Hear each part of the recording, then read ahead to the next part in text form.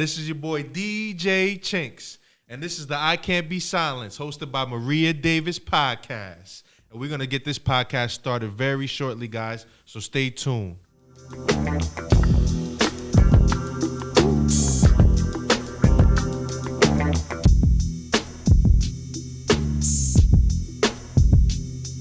Yeah.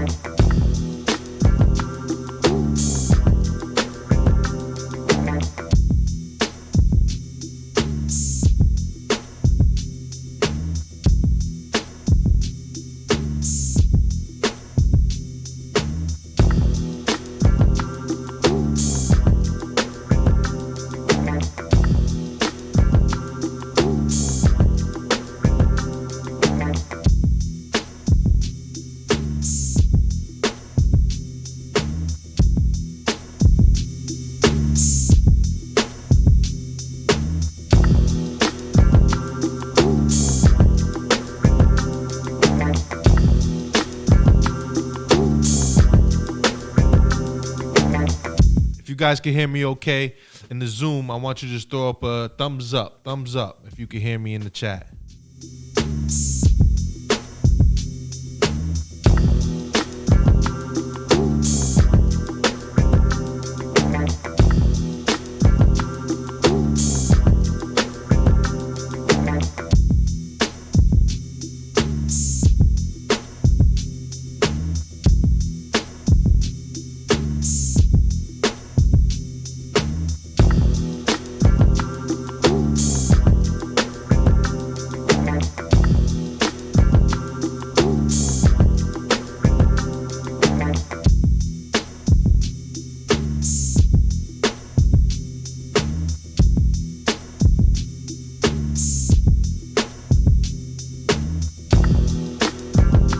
Yeah, shout out to Marquise Middleton and Montreal Walker. Thanks a lot, guys. Appreciate it.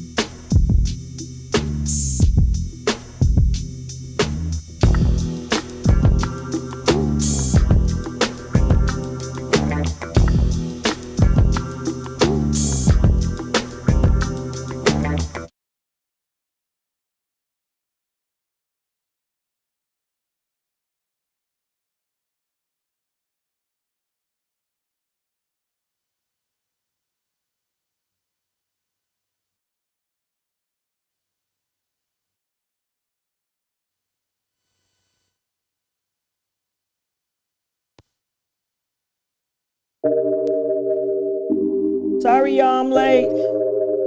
Provide parking.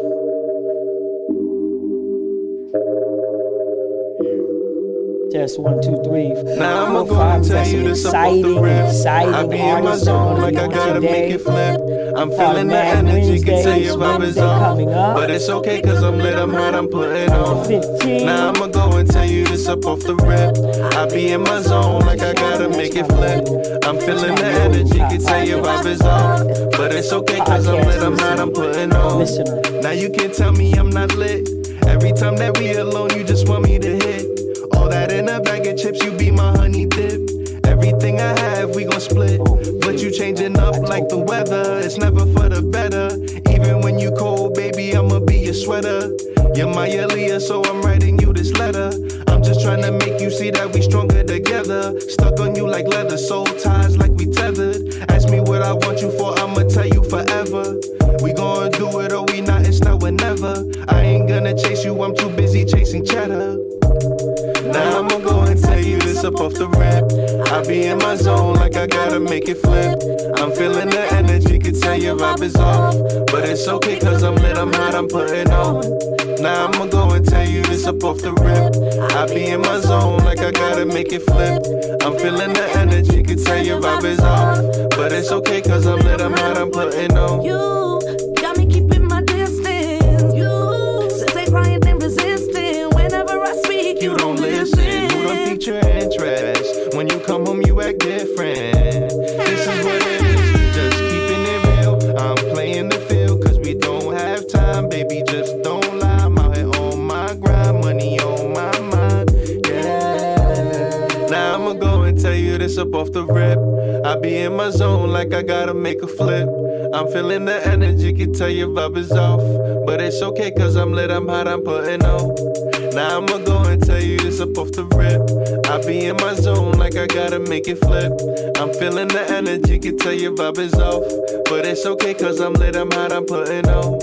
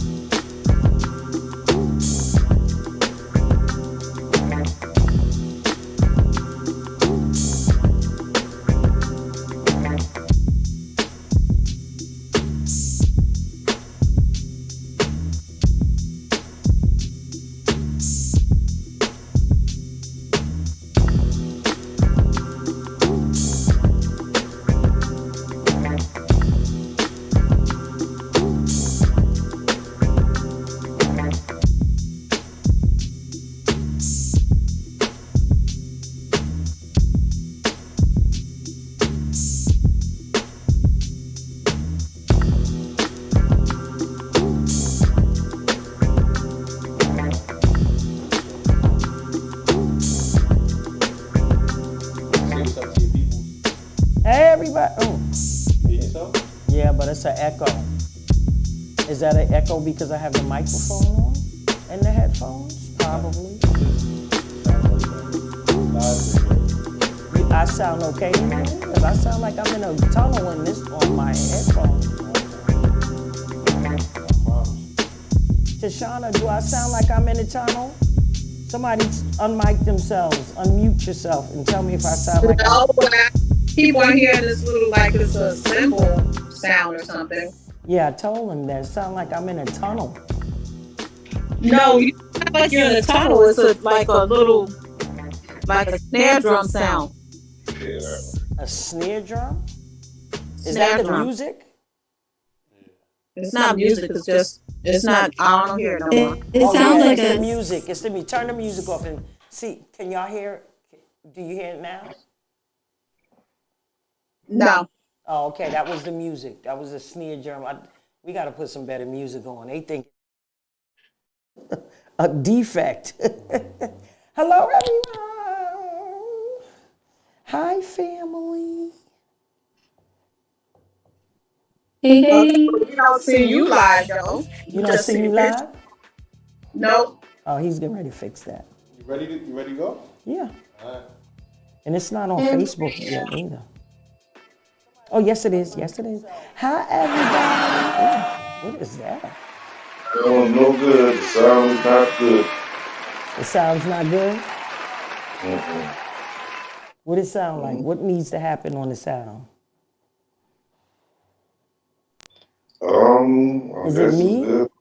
Is it me? It's like the feedback is like a lot of bass to it or something like that. Oh, okay. I think I sound too high. I sound like a tunnel. Is that better? Yeah. That's what it is. The best way it could get. Who's that talking? I can't see you. Dada. Oh, hi, Dada. D-A-H, D-A-H. I had to tell Gary you had me spelling man's name all wrong. Yeah, I told him they spelled my name wrong, but it's all good. Wait a minute. Why is Sticky calling me while I'm on the show? Yeah, Sticky. Yeah. Oh, okay. Okay.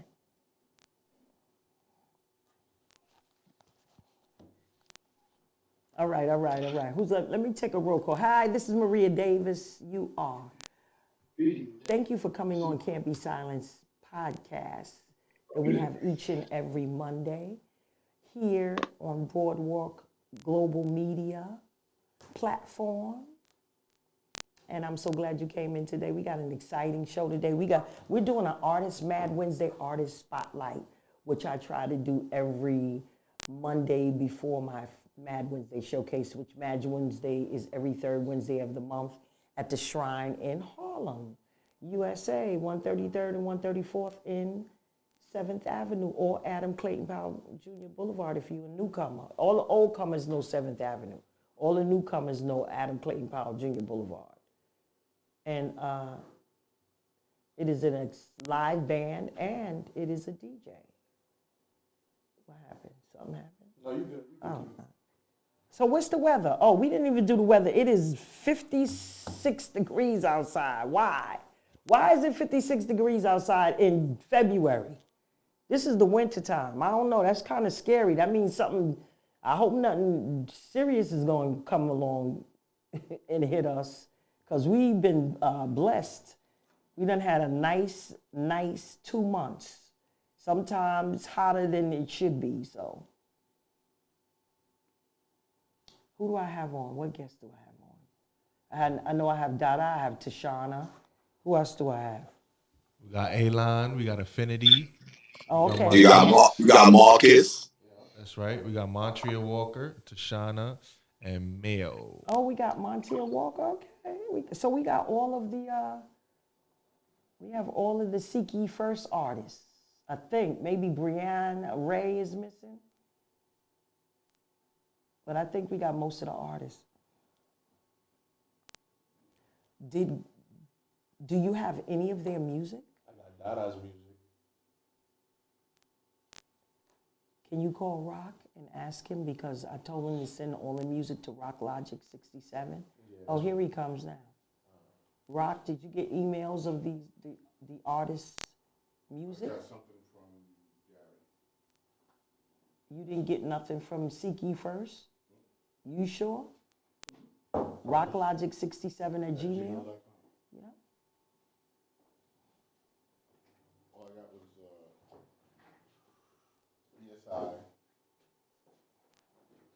ESI. You looked in your spam?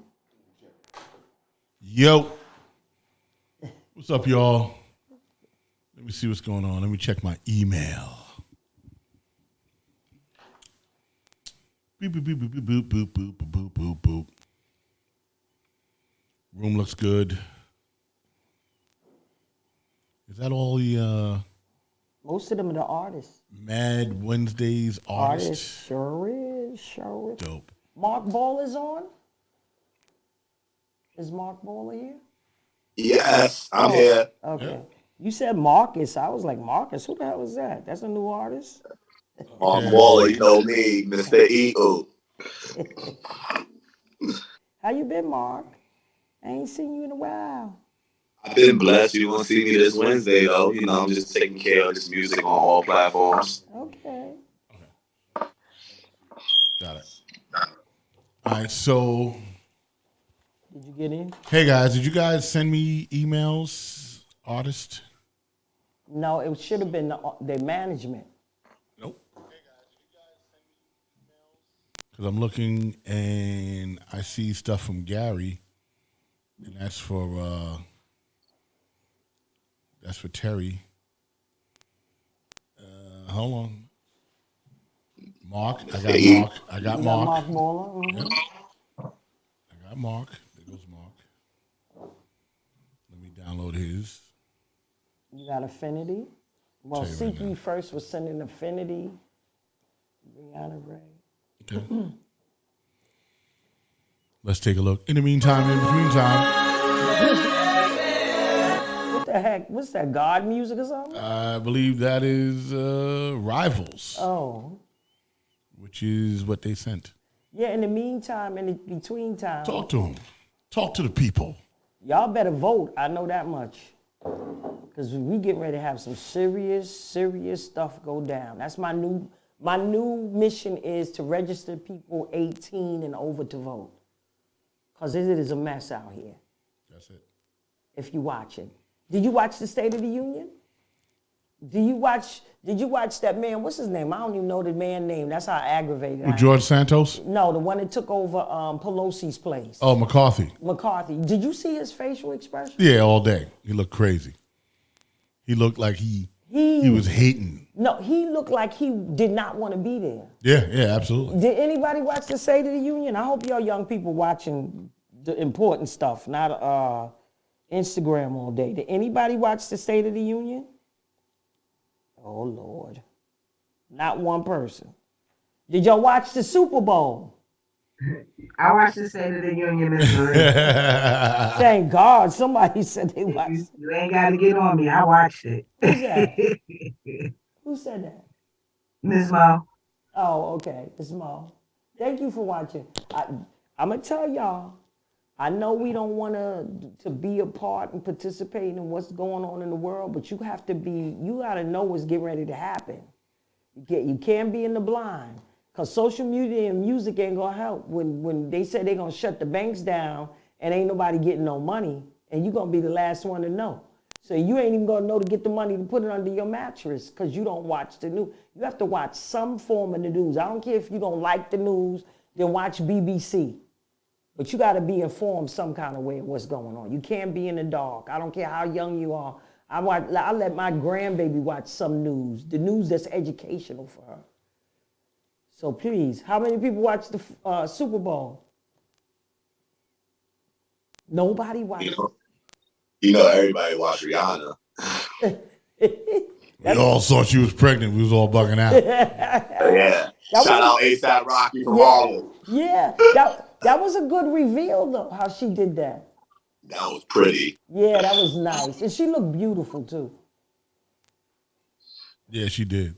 And then I like how she took out her makeup case and started powdering her face because that's all that damn makeup she's selling billions of dollars. Casey said he did. Billions of dollars. Billions of Hey, dollars. Jenks. Billions of dollars. How you gonna scream across it?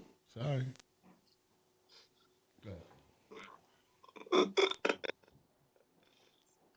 So anybody got any news that they want to talk about?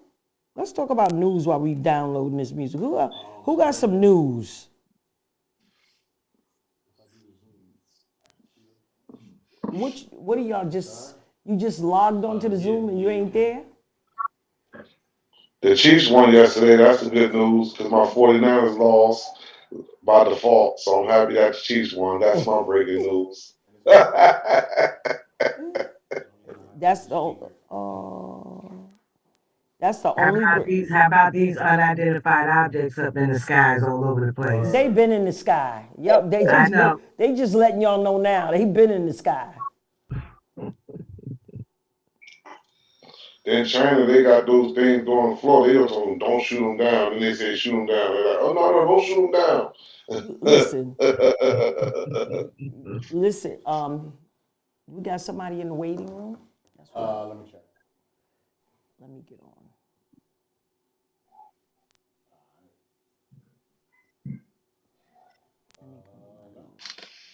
Oh, he was saying, oh, that was at 5:34, so she in there now.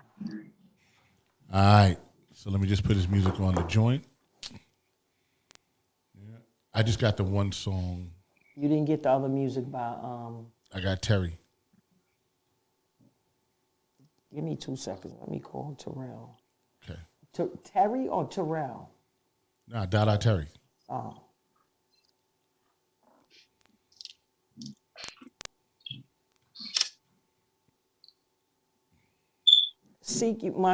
Montreal, do you have your music? Do you have one of your songs that you can send us?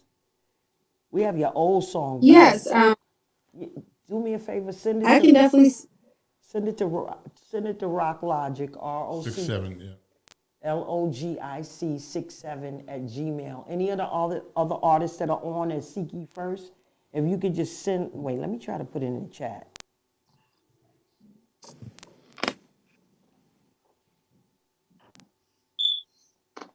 Oh, did you know Dave from De La Soul? You want Oliver to send it? Rock. Yeah, I knew Dave. Can you put it in the box? I'm just setting up this other thing. Oh, wait a minute. Let me put it in there. I'll put it in there. Give me 2 seconds.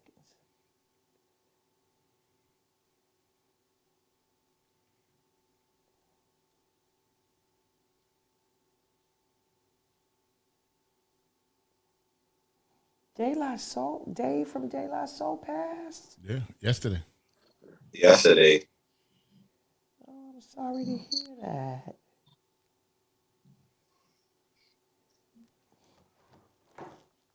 Let me get in this room. Okay.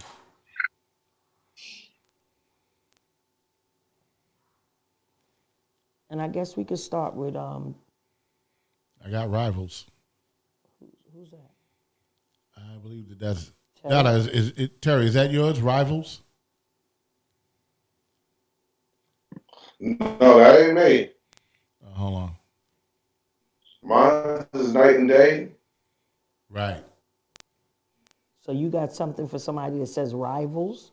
The name ain't there? I'll tell you who sent it.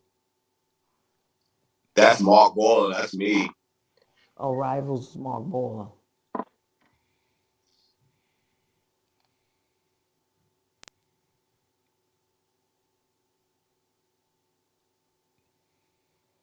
Okay. Yo, got to send this in early. It's all right, I got it though.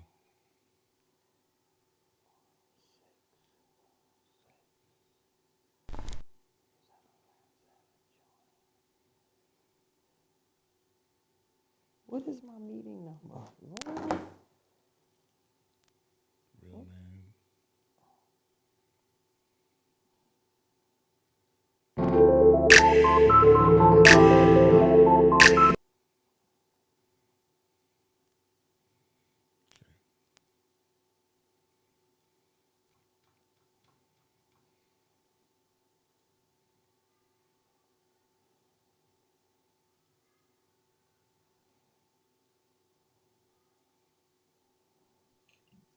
How's my brother Scotch doing?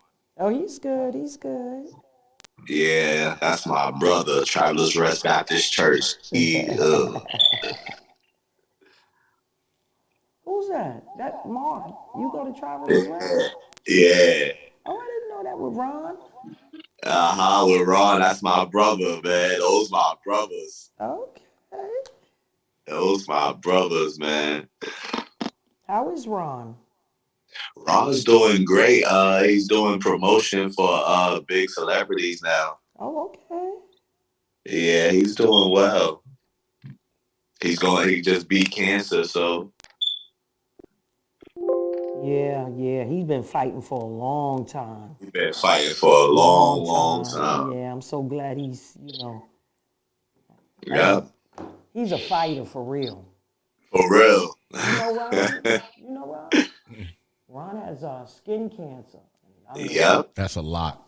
That's more than a lot. Yeah, that's a lot. His whole skin was on fire. And it's been fire. For years. Yep. Hi, Maria. Hi. Maria. Yes. This Miss Mo.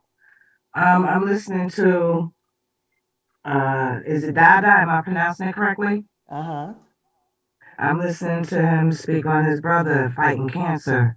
We're actually doing that. I want to ask your permission if it's okay for me to tell them what we're doing on your show. Oh, that's not Dada. That's Mark Baller that was talking. Oh, my apologies, Mark. That's okay. It's all right. Because I don't want it to seem like a plug. I want you to listen to this. You can do it. You can go ahead and talk about what you're doing. Okay, so we're in Connecticut, and we're actually doing a cancer awareness fundraiser. This is our second year doing it. Okay. Too many people we've lost too many people as far as, them struggling and fighting with it. And a lot of family members, close friends, people who really love them are hurting as well. And sometimes we don't acknowledge that. We look at the one who's going through and having the issues. So our fundraiser is based on being proactive with it. Getting to the facilities, just go to the regular doctor, get yourself checked out, and it's important for people to know their history, know their background.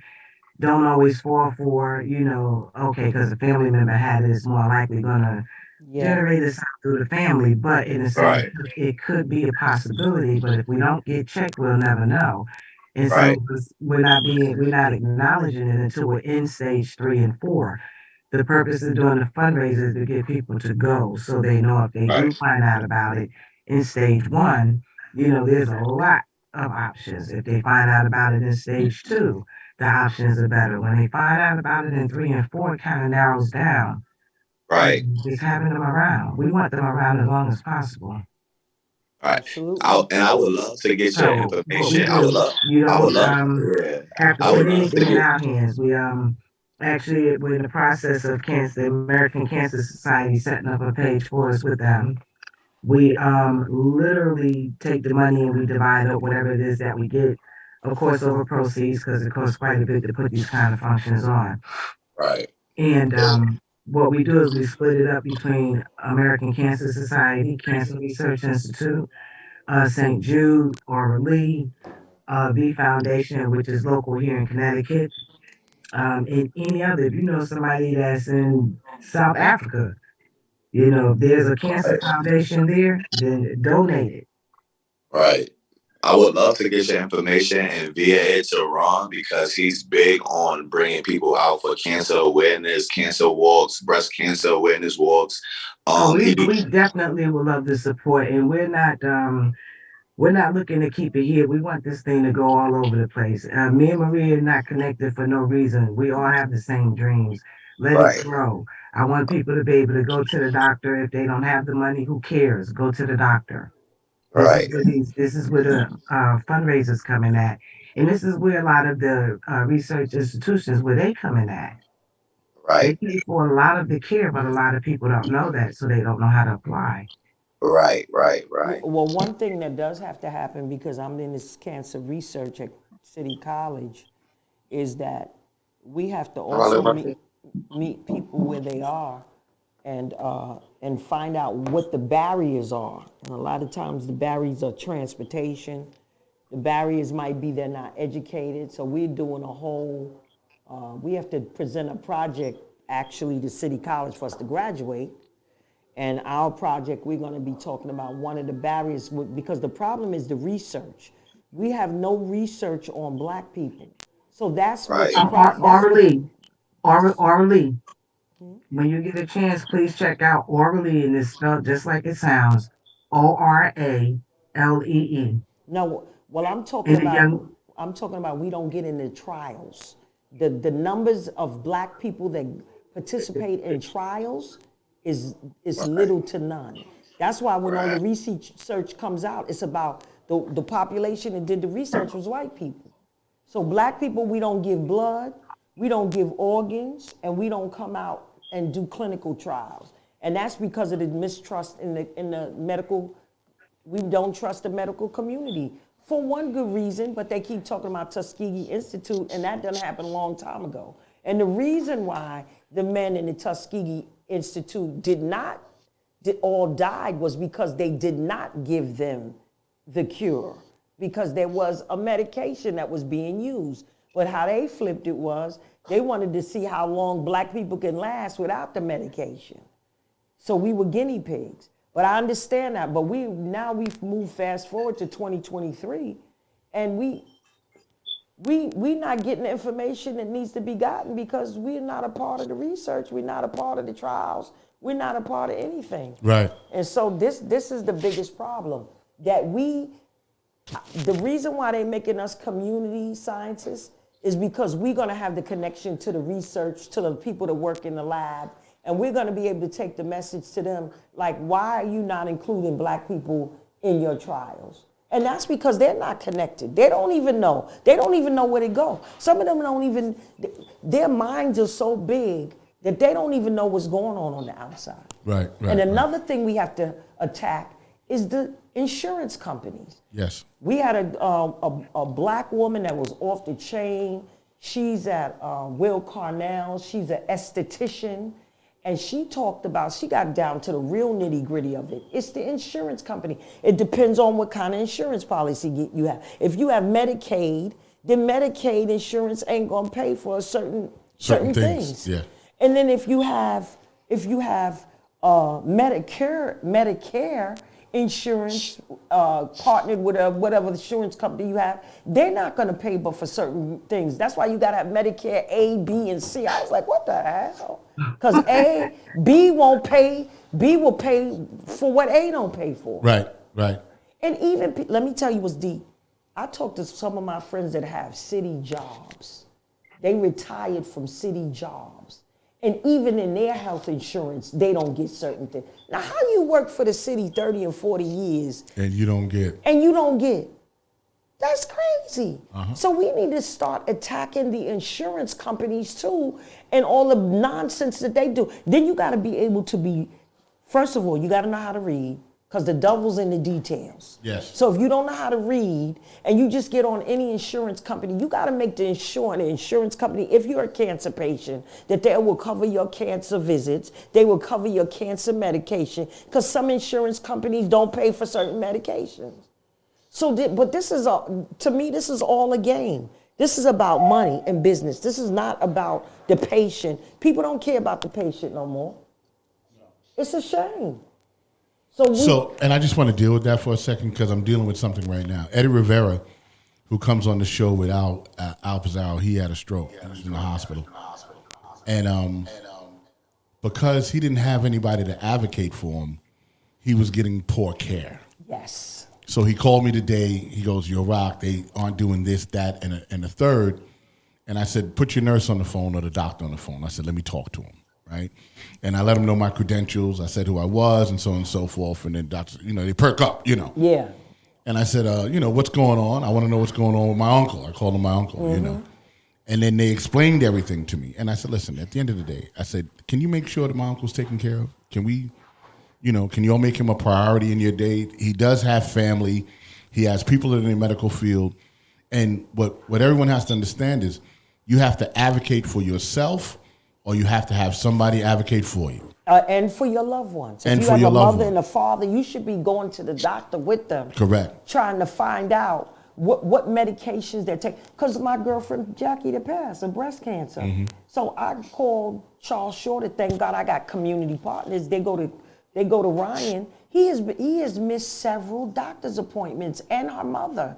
And what I had to think about is because Jackie was in so much pain, she wasn't on top of it because she was the one that was taking care of them. But she wasn't on top of her pain, so therefore they fell by the wayside. So I called up and I got them an appointment on Friday because they need a home health aide. And they've been for months I said, why does it take months for you to try to get a home health aide? But then they found out that because of his insurance, he's been with the union for so long that the union paid for 200 hours a year for them to have someone to come and help them. So we just found that out the other day. So if you have any aging parents, please talk to them about what their wishes are. Not saying that they're going to die today or die tomorrow, but if they do, you know, how they would be like to be buried, if they would like to be cremated, if they want to be in a casket, if they don't want people over them looking at them, they want people to remember how they used to look. You know, these are things that you got to talk about. Where's the insurance policy?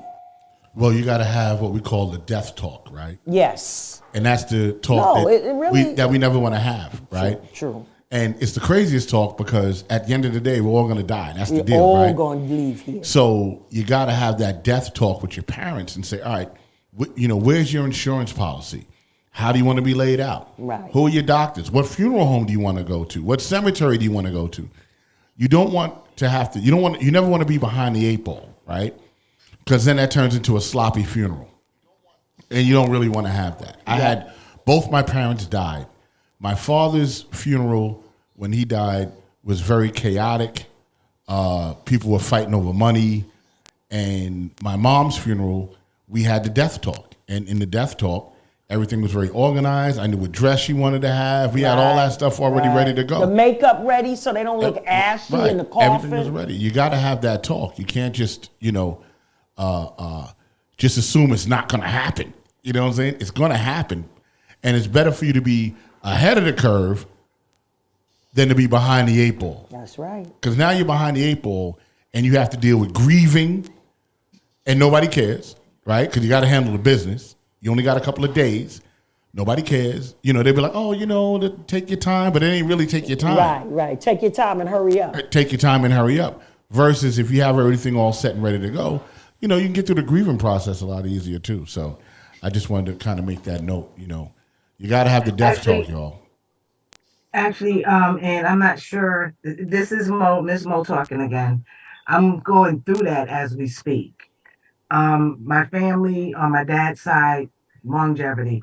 I'm gonna kind of throw it out there. My gramps, he was 105 when he passed. My grandmother was 103. My dad was 101, 3 months away from being 102. And now I have my cousin, who I address as my aunt, and they don't have an age for her, because unfortunately during the time she was born, there was no birth certificate, so on and so forth. But we are literally going through that as we speak. For some reason, and I'm just going to say it the way it is, we as Black people, we have a lot that we do talk about, but a lot of us are more so talking. We're not doing it. And what I found, let me just start this way so you guys know where I'm at with it. A family member kind of tossed my aunt into the hospital. I had to find her. Nobody notified me that she was there. I get to the hospital, and believe it or not, the majority of the people who are operating in the hospital, and I mean working there, so on and so forth, are African Americans. At the age that she is, there was no next of kin on her paperwork. Now, here's my question. Why would you move a person of that age, regardless of the emergency or the magnitude of it? You need to have a next of kin just because. I get to the hospital after I found her. Then another family member took her and tossed her into a nursing home. Again, 80% African American employees. If we have to advocate, I agree with you, but we also have to be willing to do the work. So advocating, I'm the one who went up. I'm the one cleaning her up. I'm the one cooking her food. I'm the one making sure that she's all right. We're working on a whole new living will for her as we speak. The getting the 24-hour care turned into another issue. I got to go back with you, Maria, with the insurance. They're saying, well, the insurance, the insurance, the insurance. And like we have a power of attorney now. Me and my little cousin, as we're saying, okay, we'll pay for it, but she's not going to be in a home. So we're going through and we're talking on what it is that needs to be done. Maria, you're one of the most powerful women that I have met in a very, very long time. You stand by what you say and you say by what you stand, and I hear you loud and clear. But like you said, we got to get to the other people to make it happen and make it possible. Some of us as Black people, we're just talking, we're not walking it. Absolutely, absolutely. And I know I know some of the young folks on here is probably saying, what the hell are they talking about? This is important. It might not be important to you now, but it sure will be important to you later. Is there any young person on here that have a family member or a grandmother, grandfather, mother, or father that's going through something and that you are trying to advocate for them and you're frustrated? Yeah. This is Alon speaking. Hi, so my grandmother passed away maybe 2 years ago now. And prior to that, we had no real will in place or nothing really in place for her. And something that someone mentioned about the homes, even if your loved one wants to go to a nursing home or something, I learned that it's really important to actually take the time to do your research on those homes, because my grandmother was treated so badly in the nursing home that she was in. And it was predominantly, sad to say, but it was predominantly ran by African American people. But we didn't do our research on the place. So she was getting denied baths and proper medical treatment. And this was all during the beginning of the pandemic, when everything was closed and they weren't allowing us to come and visit our family members. And having that person, that power of attorney, or that person that's able to speak for your loved one when they're going through that is so important. And that's something that my family failed to do prior to my grandmother ever getting sick. So now we learned from that process, and that was a learning moment for us. And going forward, we know the proper steps to take, but definitely important to have all of that taken care of way in advance. And so yeah, I agree. That's a really important topic to mention. How old are you? You said again? How old are you, if you don't mind me asking? I'm 25. Look at that. Look at that. That's what I'm talking about. Yeah, that's what I'm talking about. And you're absolutely right, because all homes aren't good homes. Right.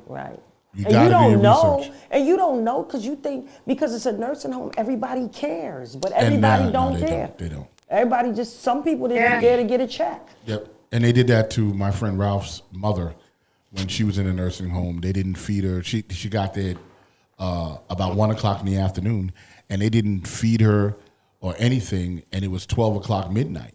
And then they called me, right? And he goes, Rock, this is what's going on. And they told me, and I said, okay, I'll be right there. Matter of fact, I asked them to put the nurse on the phone. I put the nurse on the phone. I started talking, and the nurse was belligerent. And I identified myself as a paramedic. I said, I'm a medic. I said, I'm an American Heart Association, advanced cardiac life support instructor, CPR instructor. I said, well, let me try to talk a language that she understands. I said, is your basic life support CPR card up to date? And she was like, why would I have that? And I said, bet, I'm on my way. So I go to the nursing home. I walked straight past the guard. The guard stood up, and I said, you don't want no problem, son. I'm going upstairs. And I walked straight upstairs, and I said, where's the nurse? I need the nurse. The nurse wouldn't come. So then the nurse that was there put me in contact with the administrator that runs the hospital. And I said, listen, I know where the bones are hid here. I said, I know that you have AEDs that are expired. I said, I know that your CPR isn't up to date. And I said, I'm gonna make a phone call and we're gonna march on your place, right? And when they march, what that means is that the state comes in and makes sure everything's up to speed. And then they find other things. So and then they find other things. And so you don't want the state to come in. Right, you don't want that, right? So they said, oh, don't worry, Mr. Smith. What we're gonna do is we're gonna put her in a private room tomorrow. And I said, nah. I said, take her out of here. She don't need to be here. At all. We're gonna put her someplace that with people that care, right? And I never forget it. I started going through their crash cards, And I said, you don't have this medication, that medication, because this is all the stuff that I know. You know what I'm saying? And they're looking, well, we have it locked up. And then I said, how could it be locked up, but you need this to be on a crash cart in the event that someone goes into cardiac arrest? What are you talking about? Oh, well, and so the next day, they called me and said, Mr. Smith, we're putting her in a private room. I said, I must not have been clear. I said, if you don't get an ambulance and pull her out of there, I'm going to march on your joint. And we're going to find everything that's wrong. Immediately, not only did they send an ambulance for her, they sent 10 ambulances to move all of the deficient patients out and sent them someplace else on that. Sometimes you got to be on that type of time. And that's how we are with it as well. I'm also a CPR instructor, and I'm adamant about it. Any facility and every facility should be certified. That's one. Number two, I was a medical professional in the field for over 25 years. Right. I taught it. I also taught the medical profession for over 25 years. Okay, and I know that we go to the commissioner of administrative. See, when you start, like you said, when you start tossing out their language, then they understand. Right. But by then, it was already time to move her out of there. Here's the thing. She does not live in an elderly housing. She has her own 2-bedroom apartment. So with 2 bedrooms, that means you have adequate space to provide a home health care for 24 hours to make sure she's never alone. So this is where the fight came at. Now, Friday just passed was the coldest day that we had in this year, in this winter thus far, right? Right. That's the day they decided to move her. But you know what? We wrapped her up and we moved her because she's not staying there. Her will is already set. To the young lady who was speaking, I commend you. 25 is a very strong and yet fragile age. I commend you. And her burial is already set up and paid for. We have family plots in Jersey and New York. Those are already set up and paid for. Any excess bills that she have, her money is already put into place for things to be done. The reason that my family has done this is because we went through the same thing that your family went through. When it first happened, we didn't know. So we had to learn what to do. And with them being of age, y'all know the phrase, once an adult, twice a child. So that means we have to take care of her.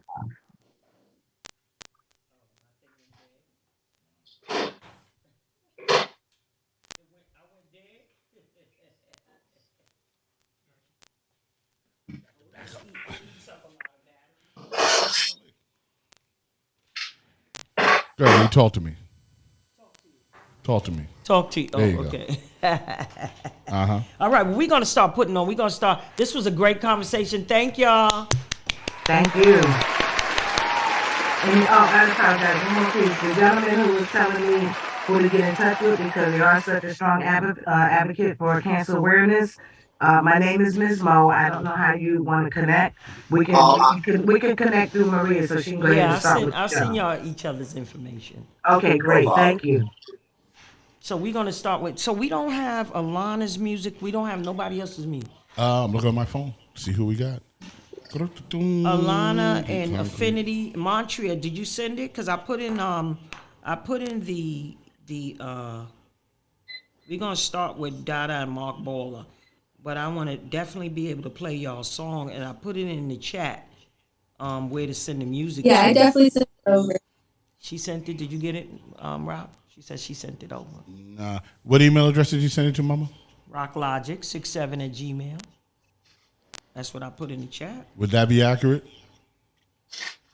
Yes, it would be under the email mwalkie4348@gmail.com. Okay, looking. I'm excited about Wednesday because I got a lot of women gonna serve y'all on Wednesday. I always be male heavy. I'm so glad I got Affinity. I got Alana. What's the other? Montreal. Who else? You have your list? Brianna Ray. And then I have, what's the other girl's name? Andromeda. Oh, okay. Oh, Andromeda coming in. Nice. Wow, you know Andromeda? Yes, I do. Oh, you know the singer Andromeda? Yes. See, I'm not as old as you think. You saw the flyer. It's the right because there's more than one Andromeda. Maybe I'm wrong. I don't know. I'm just saying. You know my Andromeda? I'm sure I know your Andromeda. I'm sure I do. Hey, shout out to Jose. Jose's in the house. So, who we starting off with first? We can start off with Dada Terry. Wait, Okay. how do you spell your name? Is Dadah? Or is it D? Yes. Oh Lord, I'm thinking it's DAD, and DAH, but it's Dada. That makes sense. We're gonna beat Gary in the head. Yeah, we're gonna bust Gary up tomorrow. So Dada, tell us a little bit about yourself. Where you from? I'm from Elizabeth, New Jersey. How you doing? Thanks for having me. Elizabeth, New Jersey. I'm an entrepreneur. You know, I trade the stock market. I'm a rapper, artist, do everything. I make movies. I do a lot. I actually met you over there, Maria, and with Little Nat over there at that comedy show. You took a picture with me. Oh, okay. At the Comedy in Harlem? Yeah, the one we was honoring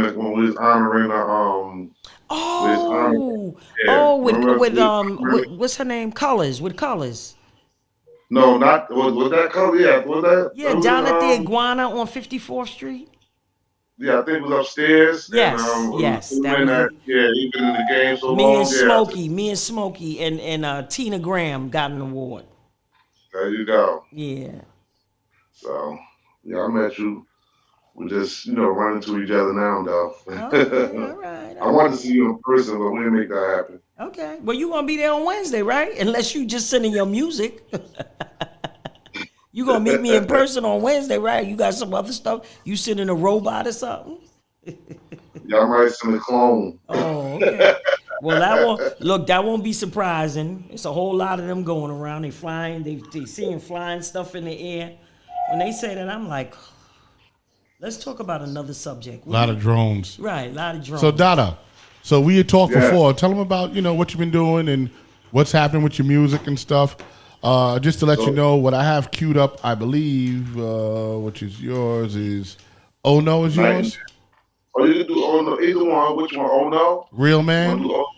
Yeah, let's do, well, Gary wanted her to hear the night and day, but if you want to do the Oh No, we can do the Oh No. She here night and day on Friday. Okay. Wednesday. So I'll get into it. I'll play it real quick, and then we're going to get into Dada Terry, and we're going to talk about shit. Here we go. Okay. Yeah. T-O-L-E for discussions, cause the top of the line questions buzzing. Keep it gully on the mic, cause I started from nothing. The hoes is thumping, screaming from the top of their lungs. While I'm chilling in the cut, steady counting my ones. I'm stacking them up, my whole crew's wrapped in a bunch. And my money's so old school that it looks like a hunch. And my cars are so remarkable, glamorous, fantastic. All the crush wanna know is can I live? Too many dick riders all on my job. They just stressing the simple fact that I can't be stopped. You had your run, fam, but goddamn, look at you now. Is it that bad for you to wish that you was me now? Nah, son, I'm on another level on big screens. Why you writing them little rhymes about you living my dreams? I'm like a fantasy to most of y'all characters and acts. Oh, you a thug now, cause you said my name in your rap? I don't respect that, and now it's time for me to react. I spit a line to make you even have the gall to rap. That same line to make you even twist your own wig back. You got the crown, I swear to God, yo, I'm taking it back. Youngin', oh, no. All my niggas and my ladies say, oh, no. All my niggas cross the border say, oh, no. Picture me falling over say, oh, no, no, no, oh, no. All my niggas and my ladies say, oh, no. All my niggas cross the border say, oh, no. Picture me falling over say, oh, no, no. I be doing some off the wall shit when the plot gets thick. When semen pouring out the head of my dick. I just did belittle when I dab a little, but the crush won't fall over, cause crush is too official. You got some real issues thinking I'm lame. I'm the reason why they even put the mark to the flame, cause I'm on fire, spitting lines without desire. If you wanna front this crush, guess what? Don't even bother, homie. I can read you dudes, I know what you write. I ain't feeling your young cats and your rhymes ain't tight. I'm about what the crowd likes, wrong or right. I'll be ready to set it off when I'm repping the mic, you feel me? I keep my crowd hyped up, psyched up. Got the women in the corner bending over like what? The fellas over there ice grilling me up. I represent TOLC and that's what's up, homie. Oh, no. All my niggas and my ladies say, oh, no. All my niggas cross the border say, oh, no. Picture me falling over say, oh, no, no, no, oh, no. All my niggas and my ladies say, oh, no. All my niggas cross the border say, oh, no. Picture me falling over say, oh, no, no, no. You need to give it up. This game is sold up. Get off them childhood lyrics, nigga, grow up.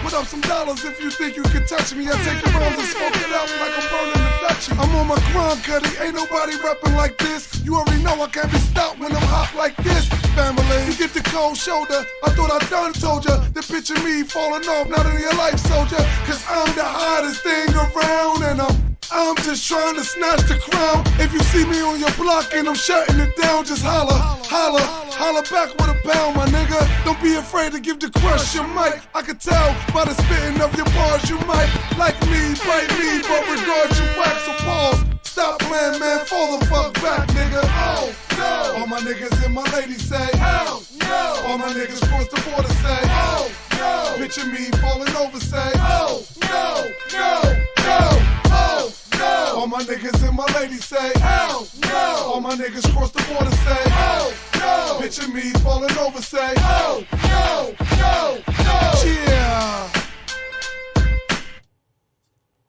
I like that. Oh, is that what we doing?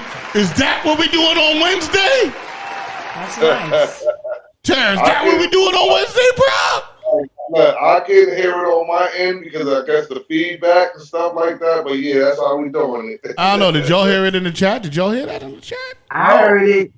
Word. Get up, New Jeru. I hear you. Yeah, you know what you got to do, Ty?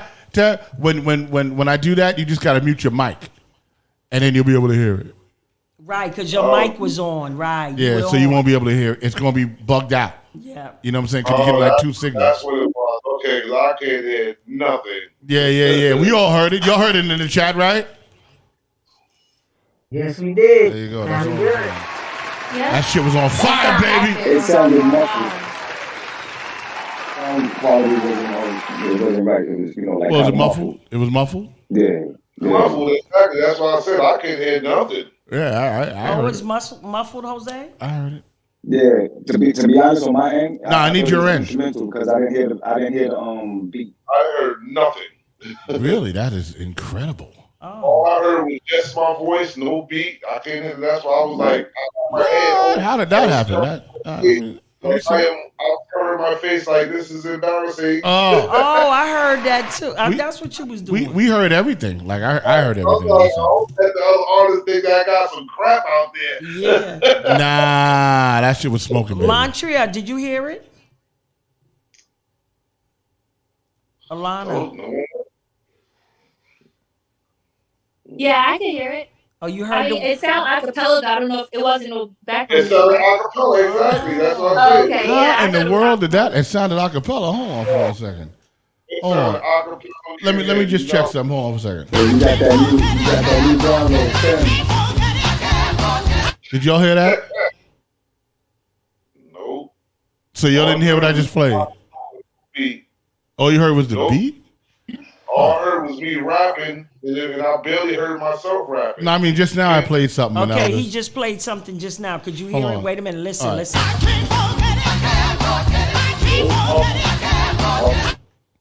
What'd y'all hear? Muffled. Sound muffled. Oh, something's going on. That's really crazy. Hold on for 1 second. Go, you guys keep talking, and I'll get into it. But, Tara, tell me about your entrepreneurship, because you have a clothing line and all kinds of stuff you're doing, right? You talking to me? Yep, Oh, yeah. I got my TOLC. I'm with my man Grumpy right now on Red Name Davis on H-Star Rebel Radio. Got repping it right now as we speak. Got my clothing line TOLC. What does TOLC mean? That stands for Top of the Line Crush. TOLC. That's how I say it. That's my tagline. So TOLC. That's what I always do when I start my songs. Okay. That's really my name. And how I got that name was when I was young. I couldn't rap for nothing. So the guy named Earl was like, look, I'm gonna teach you how to rap. So he said, walk with me around, come with me around the corner. So I'm walking with him. He said, yo, I want you to rhyme with me. So when you say cat, when I say cat, you gotta say hat, this, miss, like that. So he said, I'm gonna name you the Crusher. So I was like, all right, cool. So I just rolled with that. And then from then, next Bone Crusher came out, and I was so hurt because when I was dealing with What is that? That was me. Go ahead. When I was dealing with, they was like, yo, Bone Crusher came out. So I said, all right, cool. So my father was owning the detail shop, and he named it TOTL. So I said, you know what? I'm going to change my name to Top of the Line Crush, and that's how I kept with it, TOLC. Oh, okay. Got it. I'm going to play something real quick, and let me know if you all hear that.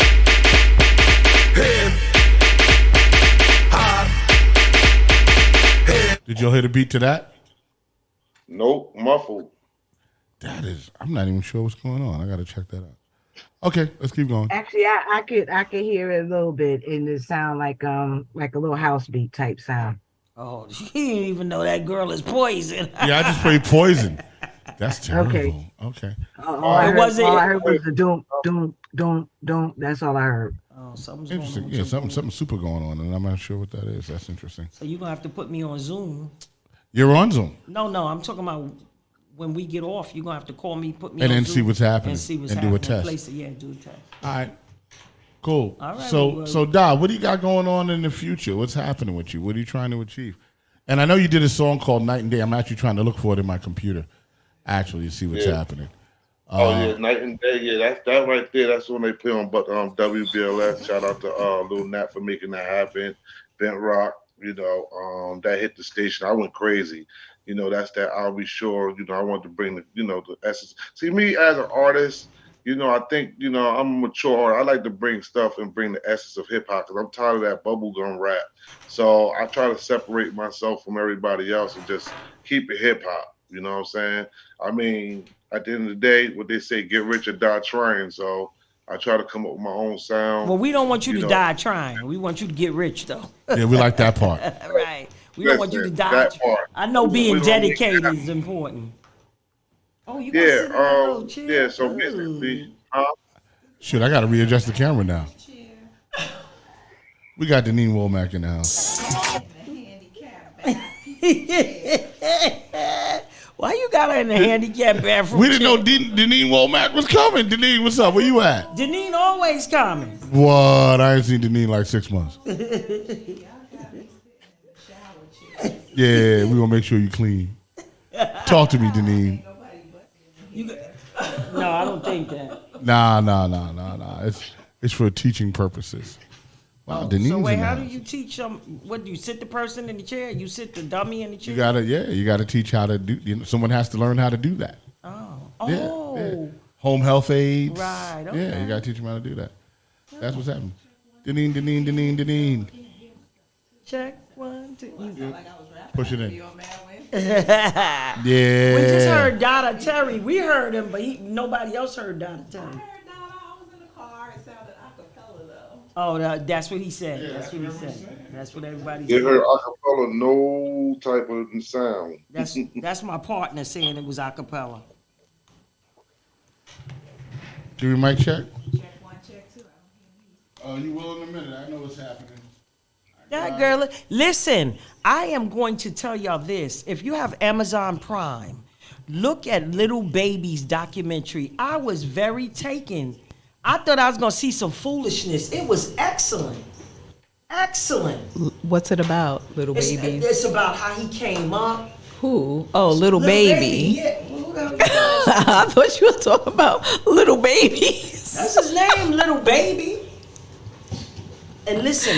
I thought you was talking about a little baby. Why would I be talking about looking at the document with little babies? And you cracking yourself up, huh? Take a deep breath. Right. All right, so yeah, keep going. So we're gonna have a little Dada, where can people and the name is DADAH. DADAH. Is that what you are on social media? Gary? Yeah, Dada Terry. Dada. How did you come up with that name, Dada? Who gave you that name? That's my name when I was growing up. You know how you get you know, a nickname. So that's Like Little Junebug. You was Dada. exactly. They just called me Dada, and it stuck all in school and everything. Nobody called me by my real name, so Dada is what I kept. Well, to make sure Gary know how to spell it, because he sent it to me again wrong. He put D-A-H, but it's D-A-D-A-H. Gary texting right now. Hold on. Let's see what he got to say for himself. Tell Gary reading is fundamental.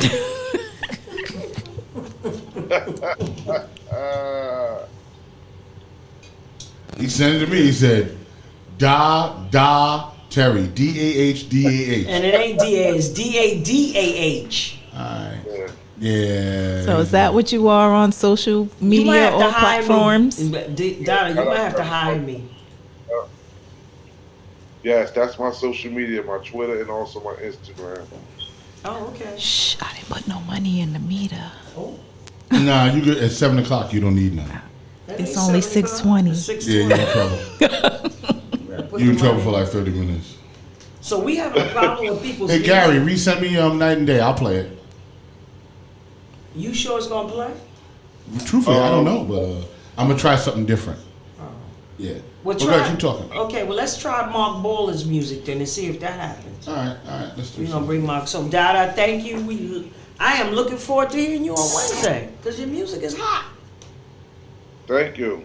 Oh, Dada, what's your connection with Little Nat? I heard you talk about my girl. I used to work with her for years, and Little Nat, we real good friends. I knew Little Nat since 2012, and we just good friends. She the one that be hooking me up with everything, like with everybody, getting me, building relationships with people. Because she believe in my music, Little Nat was an air personality on Hot 97 for a while, but behind the scenes, she was the one of the few female production assistants that we had. Word. So we gonna try Mark Baller's music? Well, I'm gonna do something right now. Just keep talking. I'm setting up. That's the longest setup I ever seen. Yeah, I'm juggling. I'm trying to make sure it's dope. Trying to make sure it's dope. Huh? You want me to send a Night and Day to you, Rock Logic? Yeah, please do that, because Gary ain't sent Jack. Gary is in the doghouse today. I don't know. You might need to hire me, Dada. At least I say your name and spell it right. And send your music to the right place on time. Shout out to Gary. Shout out to Gary. We just busting his chops. Yeah, that's all. We still love him. You know what I'm saying? I beat up on him on the show all the time. On the Real Discussion. What's up with your hat there, Rock? Teach Jam. What is that? Teach Jam was an incredible event I was a part of back in October, November. Big shout out to my man Travis Brown. He had a whole event for teachers to come to experience, different workshops and stuff. All educators, really. Oh. And that what was kind of workshop? Music? Everything. Everything was incredible. Okay. So he did that. So I'm gonna try something here. Hold on. See if this helps. Let's see. I'm gonna play it through. RockLogic67 at gmail.com. Yep. All right. And it's all CKLOGIC. And you know, one part you should have. I have a question. Do y'all hear that? Yeah. Whose music is that?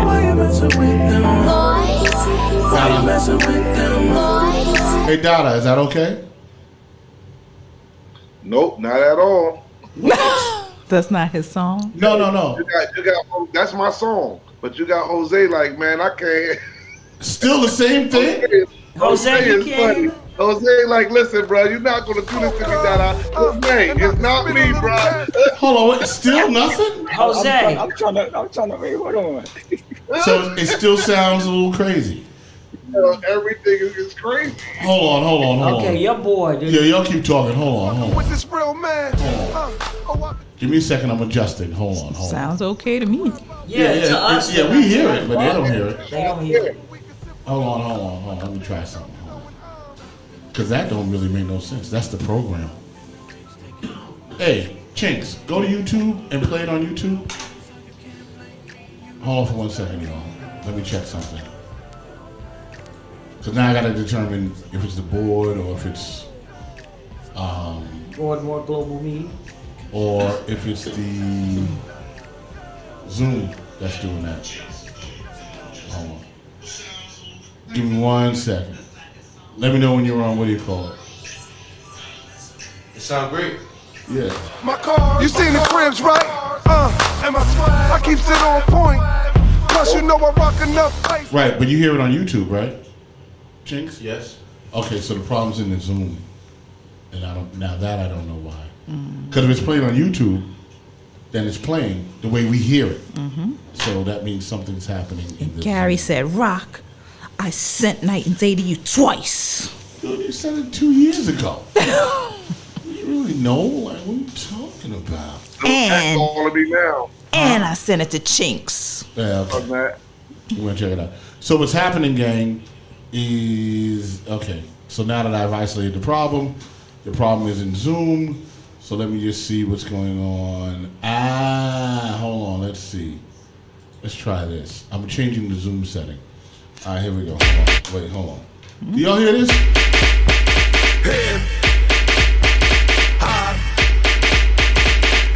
How about that?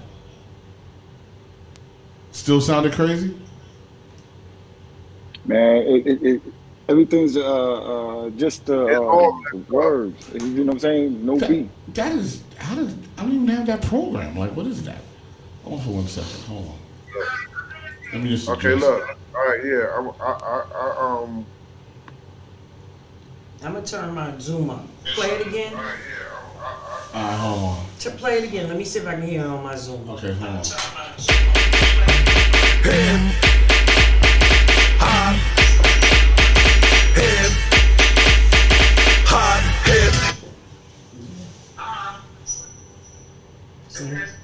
Oh, word. Okay, I heard that. It's saying hip hop. It's not Right, even the you music. don't hear the music. Right. Hold on, all right, hold on, gang. This is That's something. something else. That's Yeah, not that's even something. the music. Yeah, because it's playing on YouTube. Fine. Let me figure out what's happening. Hold on for 1 second. Yeah, it's saying hip. Right, yeah, I heard it. Hip. Okay. Roadcaster. All right, let's try this. Same the speakers. Put on your Zoom one more time for me. Now, here we go.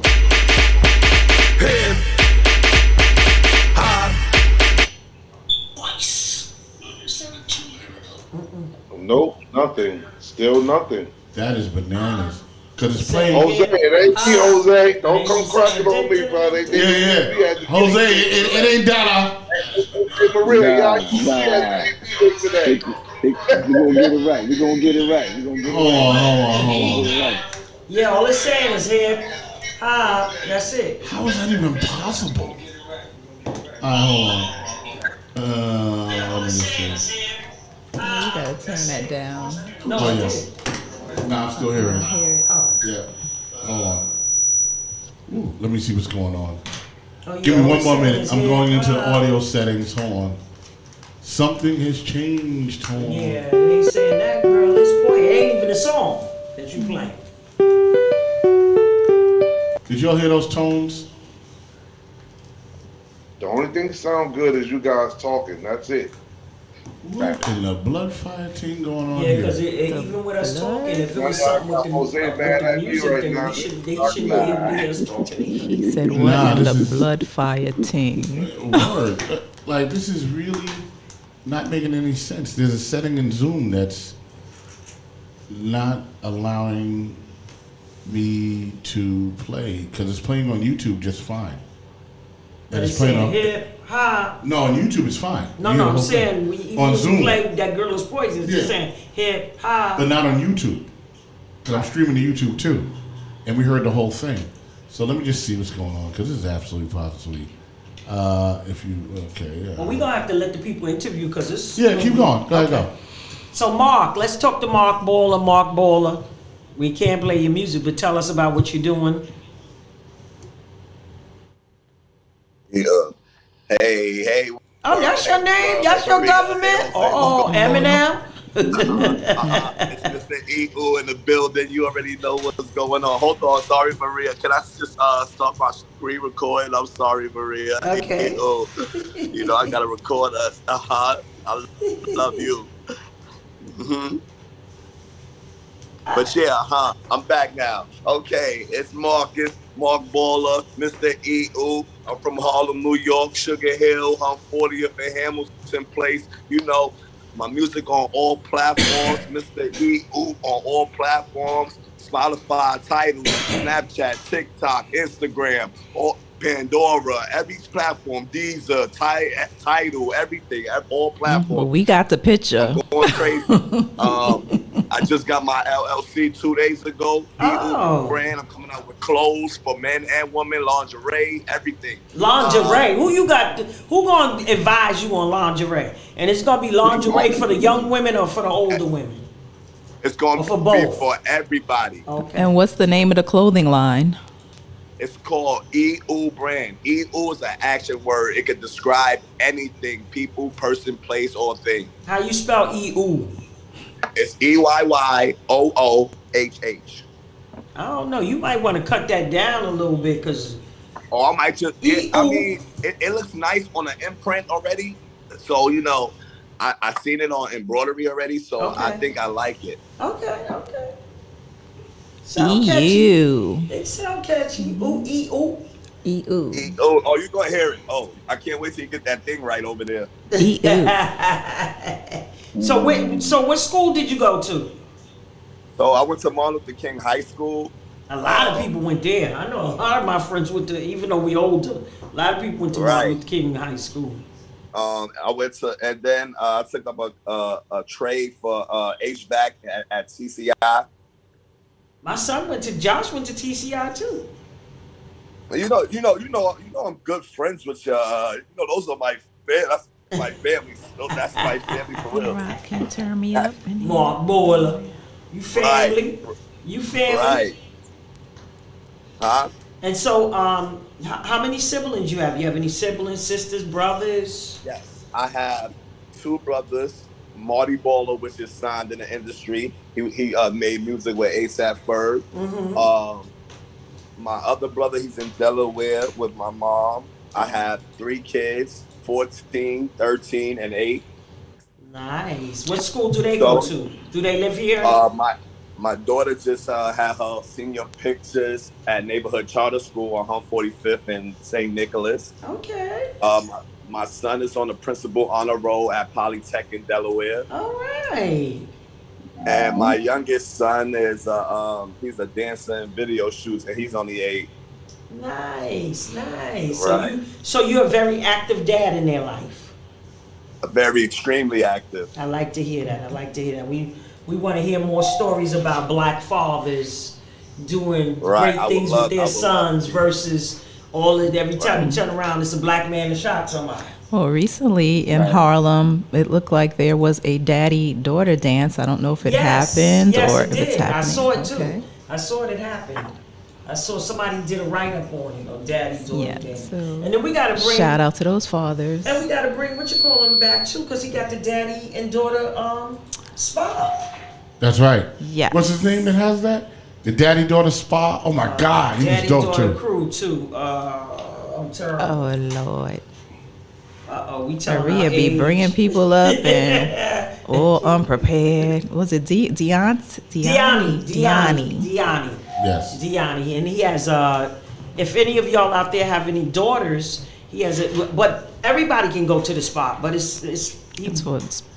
specializes in daddy-daughter relationships, spa days. Yes. But you could take your mother there, your aunt there. You can take your father there. Your father can take you there. So we want to shout him out, Diani. Yes, shout out to Diani. So Mark, how long have you been rapping, and who are your influences? I've been rapping for about 15 years. I actually taught my brother how to rap, and I pushed him into the game before I did because he was a little younger than me. Mm-hmm. And he actually branched off internationally, locally. I also just picked it up from listening to my favorite rappers, Jada Kids, KRS-One, Kumo D. Oh, you listen to the old school. Yeah, I listen to old school. I also listen to new school too, but really new school as in like the Baby, Little Baby, Nas. You listen to Little Nas? I listen to Little Nas. Well, yeah, girl, you can say it. You studied on that one. I didn't want to say. I actually refrained from listening to him, not just because of what he puts out, but just as a person, like, and I have kids, so it's like I don't want my kids to be boggled over what this world really is. Right. Thank you. And we not trying to tell people how they need to raise their kids, but I think children are exposed to too much. Right. They need to learn how to be children first. They don't need to learn about the two mothers in the house and the two fathers in the house, and then let them be children. Right, and I'm not ashamed to say I'm really a dad. Like, I will tell their mothers, take their PS5 from their iPads, their iPhones, their iWatch, because all the things I purchased. So, take those things away from them and make them understand that this is what we're going to do every time you want to act out. Very good. I like that.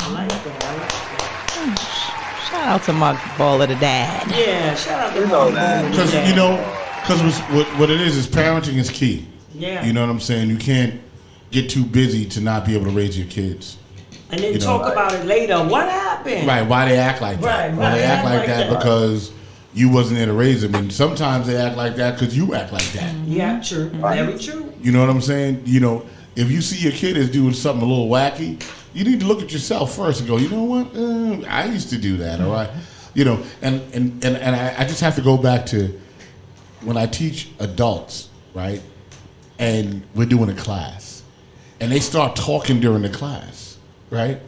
And I go to them, I go, if you can't respect the teacher that's teaching you, how do you teach your children to respect the teacher? It don't make no sense. I'm like, now you know where the kid got it from. You know what I'm saying? Like, we gotta set an example, and you being a dad is setting an example. Yes. You have how many boys and how many girls? I have 2 boys and a girl. There you go. So you're teaching your boys how to be men, and you're teaching your boys how to be a dad. Right. They're gonna get that information from you. Yep. Right. That's where that comes from. And he's teaching his daughter how to how she needs to be treated by a man. Yes. First date is your dad. That's the first date. That is the first date every day. All your first lessons are your dad. Absolutely. Mark, let me ask you, since you started an LLC, you have a business, do you teach that to your children? Do you expose them to finance? And that's something that I think that we as a Black community don't teach our children at an early age. So do you have them involved in that, or do you teach them or guide them about finance?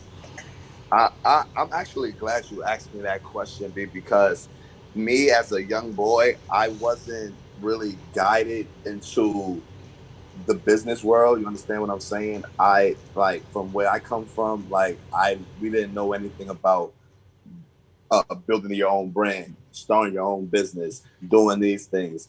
So me going to school and reading and picking up newspapers and reading the ads and everything, it taught me how to grow up and to be a man. You understand what I'm saying? So now that I learned from my mom, and I give all praise to my mother and grandmother. My mom works for the New York Police Department, and my grandmother, she's a church-going woman. I give praise to them because they taught me how to open up an LLC. They taught me how to start a corporation to back up your LLC, how to get a trust fund to back up your corporation, to back up your LLC, how to manifest your EIN number to get what you want through your business. So I thank God for them. So now me, as opening my LLC, I put my kids under my LLC. So if anything was to ever happen to me, they could learn how to manage my business. Mr. Waller, when you put the babies under your under the LLC, did you set up a trust specifically for them, or did you do it via the business? I actually, they had a trust fund already open before I started a business. So what I was going to do was transfer their trust fund into my business. I commend you. We actually have a Miss Maria. This is Miss Morgan. We actually have a financial workshop that we produce here in Connecticut, and we travel. No matter what we do, we travel, or we let you know when we're doing it here. So the workshop, we actually teach you your basics, how to start with your home first. I would love to I would love for you to participate in it. I would love to be involved in that. And also, we also have a. Oh, my apologies. Go ahead. Go ahead. No, that was just a little sound effect. Oh, okay. Continue. Yeah. We was praising you. We was praising you, girl. But I also want to tell them that you can also join the Harlem Business Alliance in Harlem, in the Harlem State Office Building, and they have a non-for-profit organization called SCORE. And I take classes with them every week. Everything is via Zoom, how to start an LLC. They even go into Google Analytics and all those different things to help you promote your business. They tell you what the difference between the LLC and the C corporation and the S corporation and all those different things that people don't know. Yeah, when they set up their business. So I'll send you the information for that too, and that's free. And they also have a Harlem Business Alliance on Lenox Avenue that you can walk into their office, and they have a lot. I've learned a lot from them. They also tell you now they're doing the rounds for funding. And for small businesses, they're doing a round for funding, and you can apply for that also. Oh yeah. And I just want to say this. And Citizens too. Citizens Bank. No, it's an organization, and they give out $1 million a year, and you don't even have to have LL. You don't even have to be a non-for-profit. All you have to do is write them, and I'll send that out too. All you have to do is write them and tell them what your mission is to lift your community. And they give $3,000 for individuals. Wow. And I just want to say to everybody that's on the line and that's listening, and that is, it's to your benefit to become an LLC or a C Corp or an S Corp or a corporation, because businesses like to do business with other businesses, right? And I hear people go, well, they don't take taxes out, and I'm gonna end up with a lot of taxes at the end of the year, and that's not true. That is absolutely not true. The benefits of being a corporation or an LLC, you can end up at the end of the year not paying any taxes at all. You can write your apartment off. My son writes his apartment. You can write your phone bill off. Right, your car, the gas, your clothes, lunches that you take people to for whatever lunch you do, really, that you take people to get more business. The idea is at the end of the year, if you've spent more money than you've earned, then it can't be taxed. You can only be taxed on what your personal income is, not the income of the business. Mm-hmm. That's the difference between the two. You understand what I'm saying? I know with the C Corp, because I have a C Corp, so I have a little problem. You double tax yourself. Mm-hmm. Well, you definitely have to investigate the difference between a C Corp, S Corp, LLC. But even what's best for you. And that's what the Harlem Business Alliance does. And that's what's important, because you need to have that information so you can understand the tax code. If you understand the tax code, you'll realize, listen, Donald Trump didn't pay taxes. How does that happen and you make millions and billions of dollars and you don't pay taxes? Because he used the system. Because he understood the tax code. Yeah.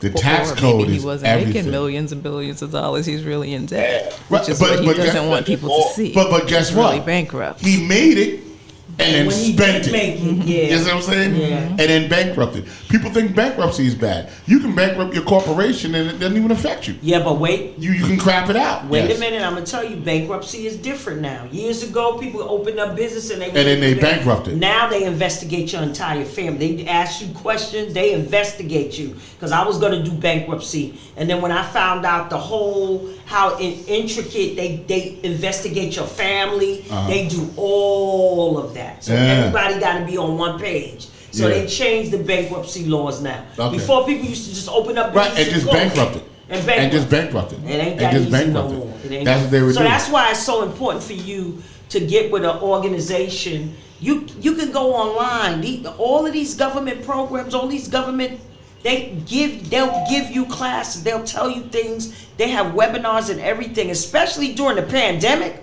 Oh my God, you can find information out for anything. But I'm gonna tell you, Harlem Business Alliance, and you don't have to be from Harlem. And SCORE. SCORE is an organization that has 130 non-for-profit. They do a volunteer. And they teach people, and you set up appointments with them, and you go and you sit down and they talk to you about the business that you're trying to set up. So you can go to SCORE, SCORE.org, and I'm telling you. And the Harlem Business Alliance, I can actually send you the email. If you email me, I can send you the email to let you know all the classes they're having, because they have 2 big webinars coming up. So email Maria Davis for more information. That's right. You can email me don't email me at Davis Maria. So Mark, quick question, because I know we can't play your song. What joints are you, Marquise, what joints are you doing on Wednesday, and how many joints are you doing? 10 minutes. They only get to do 2. I might be doing 1 song, maybe 2. You can do 2. Everybody gets to do 2 songs in 10 minutes. I could do 2. I'll do 2 songs. So you don't know which joints you're going to do yet? I'm doing the one I sent you, and I'm doing another one. Maybe Band from TV remix. Okay, dope. So since we can't play the song, can they kick a little? Kick a little acapella. Yeah. Hey, listen, you know what? Kick a little freestyle. Hey, Marquise, can you play the song? Yeah, I think I can play the song. Let's just try something different. Let's see if it works on the other end. Maybe. Can I see your phone? Or if not, kick a freestyle. Yeah, give us a little taste. I just want to try it because I'm not understanding why Zoom is not translating today. Although the settings this is in a Zoom new experience, and the settings in Zoom are a little bit different for some reason. I'll show it to you later, Maria. Got a couple of different things happening in Zoom. That isn't really making any sense. It's like that new thing. And then who's the next artist you have up? We got the girl. We got the ladies. Okay, we got to get into the ladies. Alon, then we're going to do Montreal. And who else? And we have Affinity. And I think that's it. Okay. All right. I don't know if everybody else left. Is he playing it? Marquise, is that you playing it? No, and then we got Jay Mason on the line. We got Jay Mason on the line. And he actually in the studio and about to go in session and stuff like that. He was trying to catch, see if he can get on before the session. He's an artist that Jose threw on for Wednesday. Okay. Yeah. Let's get involved real quick with Driller B that you told me that ain't his real name. Yeah. So Mark, just let me know. I'm gonna move over to the next artist real quick. Cool. Already. All right, let it play. Let me hear it. Oh, I'm ready. All right, let's get to it, guys. Let's hear what happens. All right.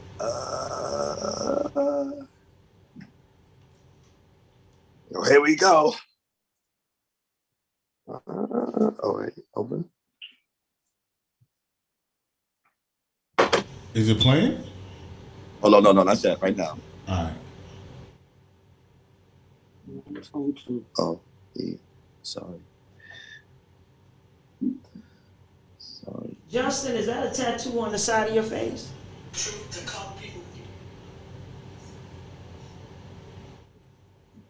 He didn't hear me.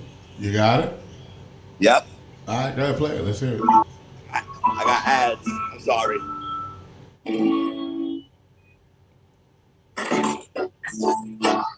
Yeah, it don't sound right. It don't sound right. It's coming through bad. Yeah. So we ain't gonna worry about this music at the end of the day, right? Guerrero. No, it's Justin. Justin's up, right? Who's going? What's his name? Who's going in the studio? Jay Mason is in the studio right now. Yeah, let's get that going. Let's go to Jay Mays. Hey, Marquise. Yeah, we can't hear it now. It sounds bad. It's not working. And you don't want to represent your music like that. So we're gonna be cool for that. Jay Mays, what's up? Jay Mays. You gotta unmute yourself. You gotta unmute yourself. He's muted. Got Oh, you. yeah, I got you. My bad. I got you. You can hear me? yes, we Yes. can. How you doing? How you guys doing? Yo, what's up, man? Great. Good, What, good, what good. you have in store for us on Wednesday? I got some drill and B, man. I He started the said wave drill and drill B, and B. which is basically drill and R&B put together. So I'm anxious to hear drill and R&B mixed together. I want to hear that one. So you creating your own lane right I like now. You that. got that's I actually started the whole name and everything. I started that wave before people started singing on drill beats. I was doing drill and B already for more than 6, 7 years already. You know what I mean? So Oh, that's okay. that's my style. So I we're gonna started give that you whole credit thing. as the originator. Yeah, you the I'm the originator of drill originator of and drill and B. B. Yes. J May's the I godfather of drill and B, baby. You're making history right now. Right here on Can't Be Silence podcast. Word up, it's That's right a fact. here. It's a fact, man. I appreciate you guys for taking the time to let underground artists shine and get their names out, man. That's dope. I'm here with actually artists right now doing a session in the studio. What up, man? What up? From Harlem. Nice to meet y'all. How you doing? Are you from Harlem? Oh, all these Harlem. Where you live at? I'm on 115th and Lennox. How Harlem are you? Oh shit, I'm on 133rd between Lennox and 7. What's going on? All right, okay. So you've been to the shrine before? Y'all could walk to each other's house. You ever been to the place? I'm gonna see if he shows up on Wednesday for the showcase. Okay, because it's near his home. That's a fact. It's right there. So, quick question: what studio you guys in? By the way, looks nice. I'm in Vibe Studios. We're in Vibe Studios on 133rd in Brook. Okay. Yeah. Oh, in the Bronx. That's up in the Bronx. In the Bronx, yes. It's called Vibe Studios. Nice. Look at Marquise. Marquise saying, Marquise, you gotta unmute yourself. So how long you been rapping? I've been doing it for like 10 years plus, man. Yo, Jess, what up, Jess? They're excited to see each other. You know what though? It's good when brothers are, because there's so much killing going on. It's great to see brothers giving each other love. That's a great thing. We gotta stop the hate. Always. Yeah, we have to stop the hate. We have to teach these young people it's about love. It ain't about hate. Let me ask you a question. You started your new lane with drill and B. You know, us sitting at this table are a little old. And excuse me, I beg your goddamn pardon. You speaking for yourself. I am not old, honey. Tell it, Janine. Tell it. Hip hop is now 50 years old. We was there from the beginning. I came in on the 25th year. So you know, Maria, hold on, wait, Maria, you went to school with Cool Herc. That's a lie. That was not me. That was somebody else. I never said that. I never said I went to school with Cool Herc. So just to say, with every era of music, you know, the older generation thinks that the new generation is, you know, whack. You know, when rap came out, they were like, that's trash, that's garbage. But with each transition of rap going to gangster rap and now in the drill music and with your drill and B, I think each generation is saying the next generation is not hot. So how do you think that we can bridge the gap between the generations with the music? Honestly, man, you know what it is? When it comes to the music it evolves, you know what I'm saying? And there's in reality there's no such thing as whack music. Mm-hmm. You know what I'm saying?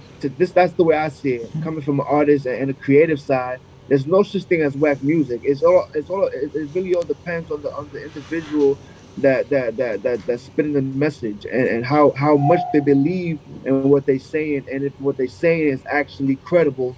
So that really has to do a lot with the music. It's not about, you know, the sound is always going to change, but in reality is what's the message and is it making me feel something? Is it authentic? Is it, you know, is it organic? Like that's really what, like when it comes to music, like what it comes down to. To me, I don't believe there's no such thing as whack music to me, man. I don't believe in that. I like that. Great answer. With the drill music, a lot of people are saying the lyrical content is negative. How do we? Well, this is the thing that can't be changed, man. This thing, well, people don't seem to understand is like these young kids, what they spit, they really doing out there. They're really out there doing it. Like, and that's the reason why this music is so hot and so official, because a lot of the things that these kids are saying you can actually, it's happening. Like they're not playing. You can feel it in the you can feel it in the energy. So yeah, it's negative, but unfortunately, like they're just expressing themselves, and it's fucked up that it seems like the mass seems to just focus on the negative part of it, but in reality, they're just expressing themselves. Man, this is what these kids are seeing every day. You can't be mad, nigga. People from Brooklyn, Bronx, all these neighborhoods, all these projects. This is what they doing every day. They go outside, and every day it's a situation. It's just real. It's real. It's not. It's not no. Oh, yo, listen. No, listen. These kids is going outside every day, and when they get together with their kids, they walking from one block to the next, and they watching out for who's coming after them. It's literally war out there, 24/7. How do you think we can change that reality? Well, that's up to the older guys, the more experienced guys. We got to go out there. We gonna put it on us. Where's your responsibility, Justin? You the next generation, not us. We done dealt with y'all. Now y'all got to deal with them. You can't put that on us. I want to speak to that for a second, Josh. Wait. Before you, can I say a question? Oh yeah. Oh please. Thank you. Go ahead, Miss Maria. So I want this is the problem I have. A lot of these young drill artists are dying, and they not dying out of our hands. They not dying at the old people's hands. They dying at each other's hands. So then, how do you change that? Because you making music to kill the next person. Listen, man. I can't. I have no answer for that, but I can say this. Can I say something? Who that? What? Mark, you gotta wait your turn. Yeah, man, that's what really goes to. Like, you gotta really, you know what I mean? People gotta get to the root of it, and it's basically, you know, the influence. You know, who. Listen, man, this is the reality of it. These things are actually happening. Mm-hmm. So we need like more PALs. We need more programs. Absolutely, agreed. That's where agreed. these kids can spend time, and especially look right now, music is so influential. If we was to put a fucking after-school program everywhere and put a studio in there, these kids would be in the studio. Yeah, that's what OSG is doing. I 100% agree. All these programs are already out there. All they gotta do is take a room and put a studio in there. Yeah, that's what my girlfriend. This is Miss Mo. We actually bring. Maria, we bring, first of all, let me start out this way. My name is Miss Mo, and the name of our company is Going Forward. We have nothing attached to the back for a reason. That's because the only way we can go is forward. But we actually do fundraisers, as you guys could hear. We do fundraisers. One of the fundraisers that we do for mental health and suicide prevention. And that is an atmosphere that has literally generated younger people, older people, and it's you talk about a hip hop party. I'm telling you, we just came off tour with Raw Digger, and with the crowd, we had to actually teach some of the younger people who Raw Digger is, and then once they realize, yes, because a lot of times they don't know the older, you know, hip hops who opened the door for them to get through it. And Rodiga is one, CL Smooth, Ghostface Killer. She is going to be here on the 24th. And what we do is we literally make that atmosphere where you have, sometimes you got 12, 13, 14-year-olds in a room with 40, 50, 60-year-olds. And they are getting along. I'm telling you, the atmosphere is so amazing. You would be past shocked. You would love it. No, that's dope. That sounds amazing, man. Actually it is, and right now, I just got word today we hit the 40,000 mark on raising funds. Nice. Thank you. Oh, it's hard work. Trust me. Congratulations. But I'm going to tell you putting too. them into the same atmosphere and letting them learn from each other. So just like we, you know, you call us old school. Like I said, I don't do the old thing. I'll go with vintage. I'll be like a bottle of wine. But I'm not going with vintage old. Sounds older than old. Nah, but listen, but Justin, this is what I'm telling you about. There's a lot of programs that have music incorporated in it. That's right now. Music is so influential. When I was growing up, I remember everybody wants to be a basketball player. Everybody was in the courts playing ball. Now it's music. Music is what's really bringing people together. So if we can get a lot of programs out there to put out for these kids to have access to all this equipment and videography and all these other stuff that, you know, that's moving the world right now, I think we can see a difference in how the streets, you know, and how these kids are treating each other out there. And Justin, I'm agreeing with you 100% because I'm actually seeing it firsthand. One of the when we do the raffle, one of the prizes that we present is studio time. So you're absolutely correct. And everyone responds to it. It's not just the young folks that are coming through or the vintage folks. Everybody responds to that studio time. So again, like Listen, man, I was in the Bronx and I had my friend. He had a studio.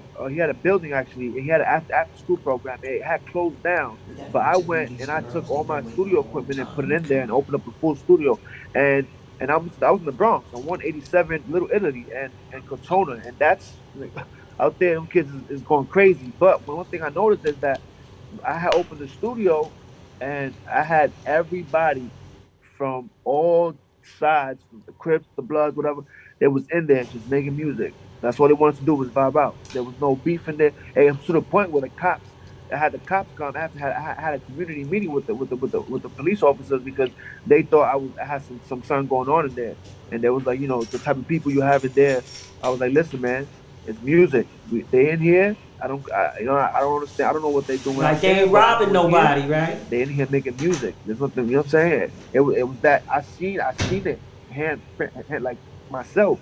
I was in it. I was actually in it, and when I tell you, music is so powerful right now, and not even just music. It's really the utilities to create, all the the cameras and the microphones and the instruments. That stuff it really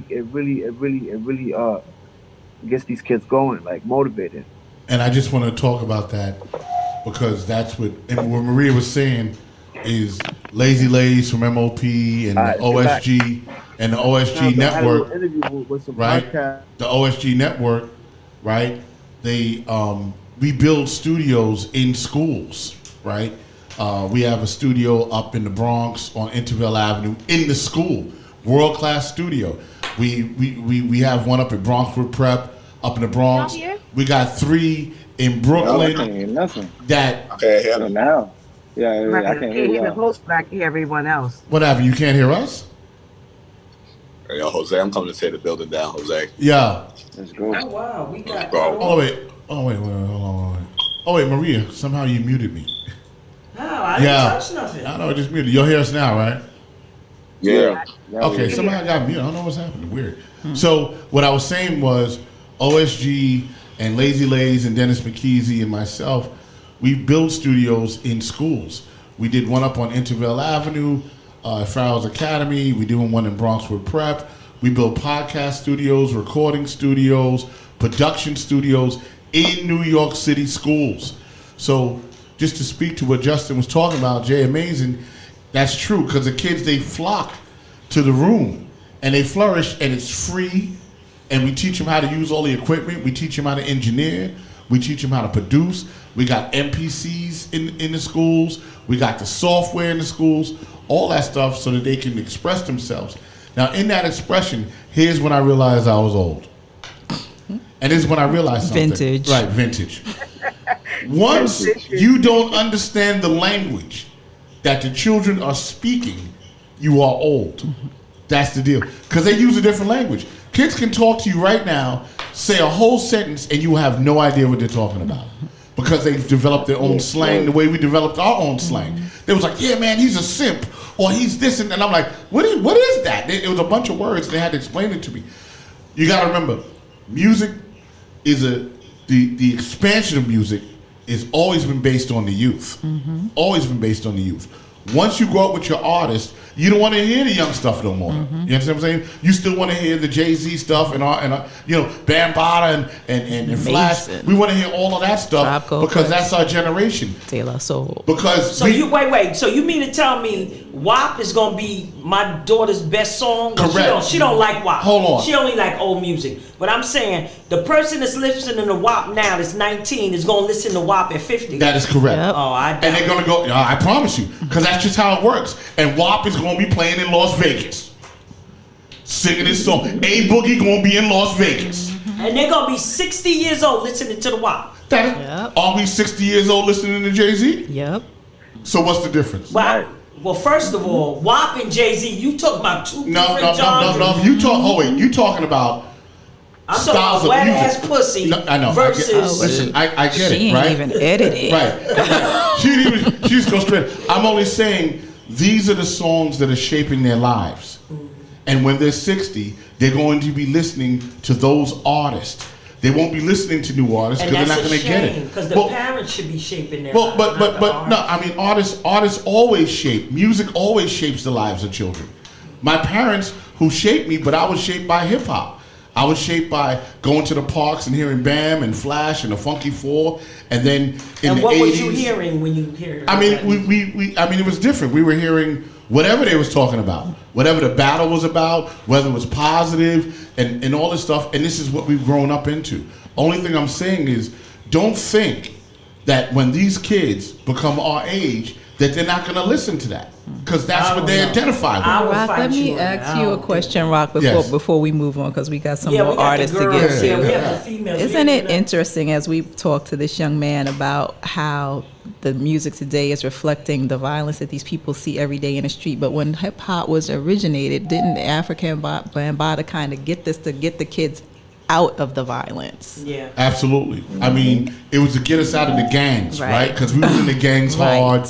You know, the Black Spades, the Savage Nomads, and the music was what brought us together. Like what he's saying in the park. I'm not saying stuff didn't pop off sometimes, but we came to the park and we listened to that, and the park was kind of like the neutral ground. Right.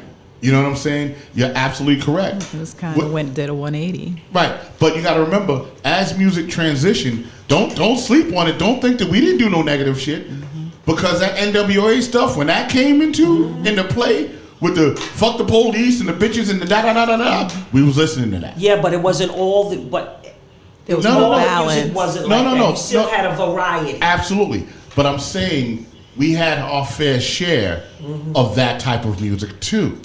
Right. That we identified with. But we still had the Case, we still had the Mace. We still had the positive rap. They ain't got that. No, they don't, which is unfortunate. Yes. But I'm just saying, that's what I'm saying. We had all of that stuff. We did. You know what I'm saying? All music wasn't positive that we was rapping about. Right. You know, that's all I'm saying. Ice-T wasn't positive what he was rapping about. Right. And I didn't have to listen to Ice-T. And you didn't have to. Because I like listening to Because you had Jay-Z. choices. Right, I had choices. You had choices. But the music is made to bring us together, and I understand the kids. All they're rapping about is the environment that they're in, which is what we rapped about. We rapped about what was happening to us socially, morally, and the environment that we saw around ourselves. They're doing exactly the same thing. But they don't have they might be doing exactly the same thing, but they don't have no medium. So we still had Public Enemy. Yes. We still had the X-Clan. Yes. So, but who's their Public Enemy and who's their X-Clan? And I agree with that. My song. There's no balance with that. My song. Right. There's no balance with that. Jay, before we sign off, anything that you got to say? He's gone. Oh, he popped out? He's gone. Okay, all right, cool. If I think he was in the studio. Who's the first young lady that we have? Yeah, we're gonna. Let's go to the ladies. Yeah, we need to go to the ladies. We're gonna do Montreal. Montreal. We done had her before. We know she a beast. I don't know what else she can say. Yeah, but we want to Montreal. Unmute your mic. Montreal. How did your play go? That we were supposed to go see. Right. Why we didn't go see the play? Maria. So the musical. Can you guys see me? Yes. Okay. You look beautiful. Hey. So the musical went so well. It did unfortunately close, but then after that, I was grinding, auditioning, doing callbacks left and right. I'm still doing that today. I had like 3 auditions today, but I did book another show, and it's going to be a smaller equity contract. It's going to run from March 27th to May 27th. And the shows will be from May 7th to May 27th, which I'm really, really excited about. It's a Black theater company, all Black cast, and the show is called The Cotillion, so I'll make sure to give that information to you guys. Yes, I'll be at that one. Yes. And hopefully, prayerfully, there's some other bigger things in the works. I have been creating some newer music, which I'm really excited to share this Wednesday, hopefully. That hasn't been released yet. And it's got more of like a neo soul kind of vibe, little Mardi Gras feel. Mardi Gras. So I'm really excited to share that. Yeah. Oh, I'm excited. Why Mardi Gras? Do you have New Orleans roots? I'm not. So I usually write and compose all of my music. But I found another producer through Seeky First Management Collective. We were actually given a couple producers to listen to And one of them was LaRue Beats, and he created this beat, and I was very drawn to it because it had that Jill Scott kind of vibe. And I thought that was something I could really create to and write to, and the story just came alive, and I love the beat. So, is that LaRue? LaRue from the Bronx? Is that LaRue? I'm not sure which area he's from. Okay. I don't know if anybody else from the collective can hop off and say if he's from the Bronx or not. Oh, he's a part of your collective? Shout out to Terrell. Yes, big shout out to Terrell, the best manager on the planet. That's good. Yes, he brought in a couple of producers. Awesome. He brought in a couple of producers. So one was LaRue Beats, and I know that a bunch of us have collaborated with a couple more producers, which has been really exciting and giving us some new sounds to kind of play around with and see what draws people in. Yeah, Terrell is doing his So thing. He got this- about 12 artists and 4 hip-hop artists. The way you speak of the collective, it's giving me like Motown vibes, where each of the artists, they had to record in a little house, Hitsville, and in Berry Gordy's house, and you would hear Ashford and Simpson say they thought they had something hot until they was walking by the room and they heard Marvin Gaye and they like, oh, we got to go back to the drawing board. So did you have that kind of energy with the collective that you feed off of each other's energy? Honestly, the collective is amazing. If it had not been for the collective and the people in this room today, and the rest of us that aren't here on the call now, I don't know if I would have the same passion, the same grind. Because if I'm seeing them working hard, then I'm like, okay, I need to step it up too. So we hold each other accountable, and we support each other. It's the most amazing idea that someone could have come up with. And I have a community. I have people that are supporting and encouraging me, even on my lowest days. So I'm super grateful for this collective. And it's very faith-based too, which is great as well, because we pray over each other. We talk to each other. We connect. It's not just about the music. It's not competitive or anything like that. It's just support and love. Oh, that sounds pretty awesome. Seek ye first. That's the name of the management. Seek ye first. The kingdom and God. Yes. Put God first, and all things will come after. Yes. So Montreal. So you're doing 2 new songs tomorrow, because my favorite song. What's the name of the song I love? I know you love If I Could Love You. Yes. We all do. Yes. Yeah, we all love that song, bro. We played that for a long So I time. might have to keep that one for tomorrow for you, just because it's Yes. your favorite. And it's Valentine's Day. And it's Valentine's Day. It is Valentine's Day. Yes, it's fitting. Well, it ain't on Wednesday, but we gonna. And then I'm gonna do one new one. Yeah. I love that song. They say that Side Chicks Day the day after. Oh, the side chick is February 15th. Oh no. Well, why the side chick can't be The day before, the day after. So the side chick is on the 14th. Side chick today 13. or Wednesday. Jose, what you got to say? What's that the side chick?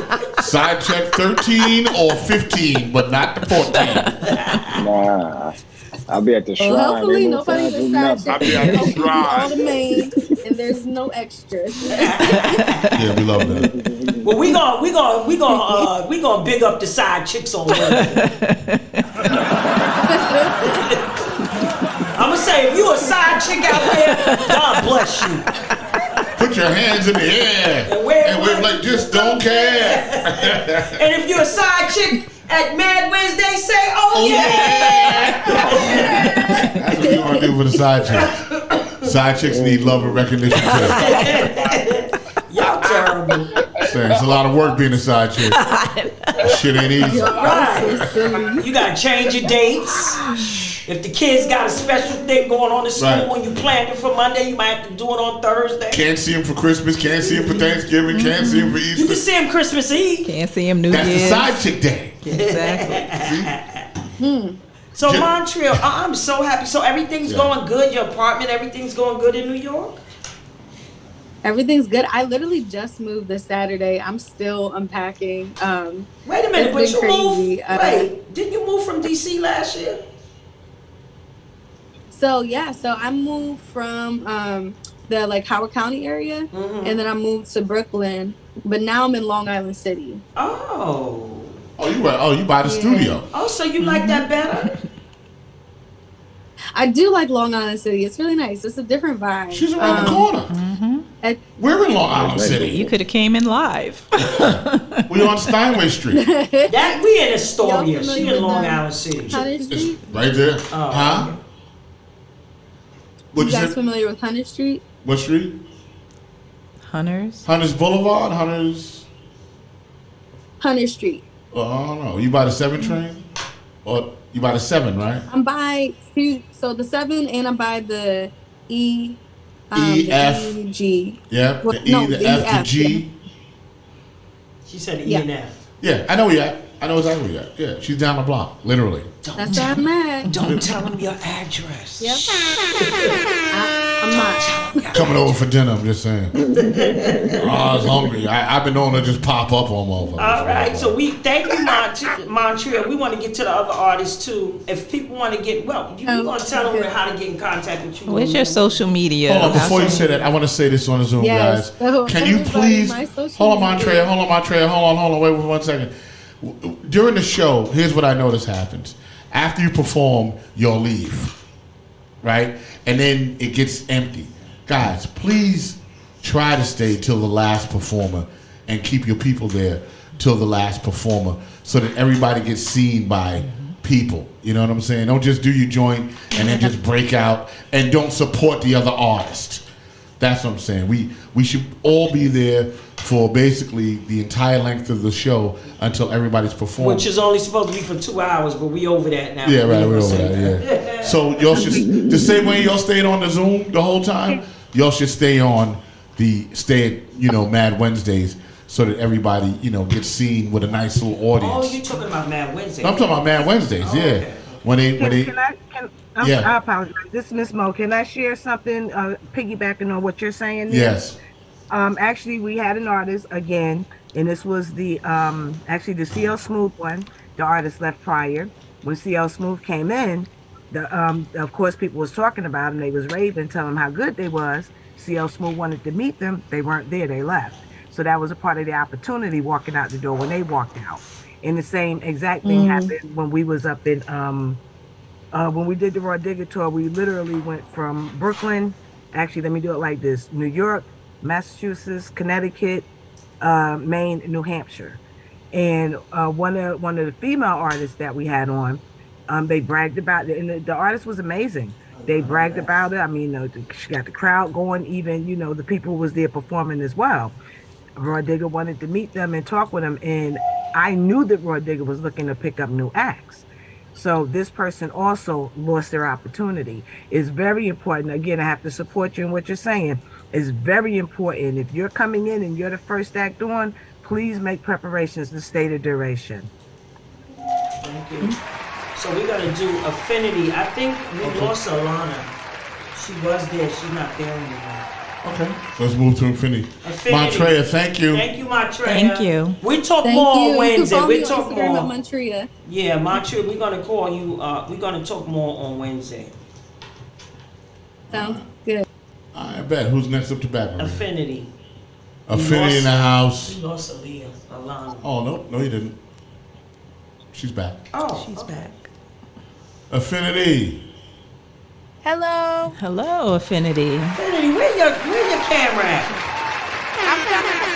I'm trying to fix it. It's being weird. It's being weird like that. There you go. There she goes. You know that she come every month. She uses Mad Wednesday as her testing grounds. So I appreciate that. I done threw her up there with who's my favorite poet? Messiah. Yes. He was dope. We saw him last time. He's dope. Yeah. And I threw up there and I was like, hum or something. I wasn't prepared for that. I was like a little bit in awe of the entire situation. And you did excellent. More recently, people have been like, I'm sorry, say it again. You did excellent. Thank you. I really appreciate that. And I appreciate you creating that space and, making space for artists to be there, perform, showcase, collaborate, because that was, very unexpected, but definitely inspiring. very inspiring, motivating, all that good stuff. So you was getting ready to say other people been throwing themselves on the show or something. You was getting ready to say something. I'm sorry. No, well, no. I wouldn't say throwing them, but I did a showcase at Exodus Studios a little while ago, and there were dancers. And I don't have like I'm not like a choreographer or anything. Like I can learn to dance, but I don't really sit there and be putting dances together. So there were a lot of dancers in the crowd, and while I was performing, there was room and they created space. They encouraged people to just come up and like, do what their body told them to do. And that was honestly so cool being able to be a part of that because the dancers were dope. Like it wasn't like like you really knew that they felt what they were doing and they were passionate and talented. Like you could see that energy, you could feel it. So it was really beautiful to have people like just wanting to instantly or being moved to collaborate and be a part of the music and the experience. That's always a dope thing. So yeah, it's been cool. I am enjoying this collaboration part of music. How does it feel to be a part of the collective? Because they met you at Mad Wednesday, Terrell. So how's it? You got your sister Montria, you got your other sister Alana. Have you met them? So I've met Montria actually right, at Mad Wednesday a few times. Oh, okay. I haven't met anyone else in the collective as of yet, but we definitely are all gonna be linking up this week so that we can just have that like one-on-one face-to-face time because it's always different energy in person. And the night that I did the performance and I met Montria and Terrell, they went on, Montria went on after I did, but I was downstairs and literally hearing her voice, I was so moved by the like energy, the frequency. I had to go upstairs. I was like, okay guys, shut up for a second. Like, well, my friends, I told them shush and I was like, I gotta go upstairs. I gotta go see what she's doing. I gotta listen. And I was able to like just have that impactful moment because later on in the night, like you guys had just highlighted, it is important to stay. She came up to me and she was like, oh, I just got to give you your flowers and like let you know how beautiful your performance was. And I was like, okay, yes, reciprocating that same energy because I was completely moved by your performance as well. And that kind of was one of the big pushers for me to even consider being a part of Siki First Management. And by the way, I'm wearing a sweater that says FYI. Yeah, let me tell Terrell he got to send me and Janine one. We part of the Siki First family now too. Yeah, of course. You did making the connections, which is why like places like the Shrine and organizations like Can't Be Silenced are so important because they're creating the space and not only just talking about it, but being about it, making it happen, doing the work, which is always a beautiful thing. So I commend you. Kudos to you, your team, to everybody on the call right now, and everybody who just believes in the power of music and sound healing because it is powerful and it's going to help create that elevation, that push towards where we headed. So let's talk a little bit about you. On that. Let's talk about a little bit about you. So you're very young, which I love, and you're very creative, and the music that you create is phenomenal. But you're also a manager in a health food store, and you're just incredible. You just do a whole lot of things. But what inspires you to continue to write your music? Because some people get distracted. They start working, and then they put the music to the side, and they stop doing their music. What has made you want to keep writing and keeping the music a part of your world as well as you have to work to pay your bills? So that's a beautiful question, wonderfully worded. I would consider the fact that I think of myself as a writer that's musically gifted a big part of my motivation. So like writing is not something that like I just do because I have to do it because it comes with the music. Writing is what actually was the healing part of my like coping mechanisms as a kid and what got me through a lot of the situations that I, have experienced because being able to put like, my feelings down, forget about it because, repressing memories, and then going back to be able to analyze like what you go through and how you're able to put it on paper, or how you're able to express yourself, has always helped me just, I think, be like somewhat of the level-headed person that I would consider myself to be. And I've used music and writing as uh just that piece of grounding that was necessary in, like, the chaotic world that we live in. um and I didn't think of it as this when I was a kid, but more and more I'm starting to realize that it's a part of the holistic way of living, and that's something that my spirit has always been drawn to. Like, I've like always wanted to just see people not just brush over things that like they've dealt with, but actually heal through it, and like feel like they've gotten to a place where they can like let go and know that they're genuinely okay and not just acting like they're okay. And music has been a big piece of that. Like, all of the things you guys have brought up tonight, amazing conversations, by the way, are pieces of what I want to bring to the community that I'm building through Cosmic Affinity, which is my LLC organization. What's it And what called? that Cosmic Affinity? organization, yeah, Oh, I like that's what it's that. called. I like Thank that. you. I appreciate you. Um, Underneath that, I want to be able to bridge the gaps between creation, health, and education, because we always have a tendency to separate things and make it so like individualistic, and like, you got to stay to yourself. But community is what we're missing. Like, that village that we hear so much about, like, that we don't really have, is definitely one of the biggest pieces, I think, to not only our personal growth, but our overall elevation as like as people, as as community. And being able to find those organizations with people such as yourself, Maria, your team, people like Miss Mo, people like the other young man who was talking about the studios in the schools, Yeah, Justin. and being able to bring those resources together, because it's not like the people don't have the ideas. We're here. We're thinking of it. There's lights. Like, there are light workers in this world doing the work, putting in the work. It's just about now being able to connect the dots, and that's where I feel like this all like comes into play, as it pertains to how we're having these conversations more in our communities, and then also bringing together those intergenerational conversations and doing things like wellness concerts, which I am hosting in March. Oh, well, I have to be to that one. What day? It's going to be on Friday, March 10th.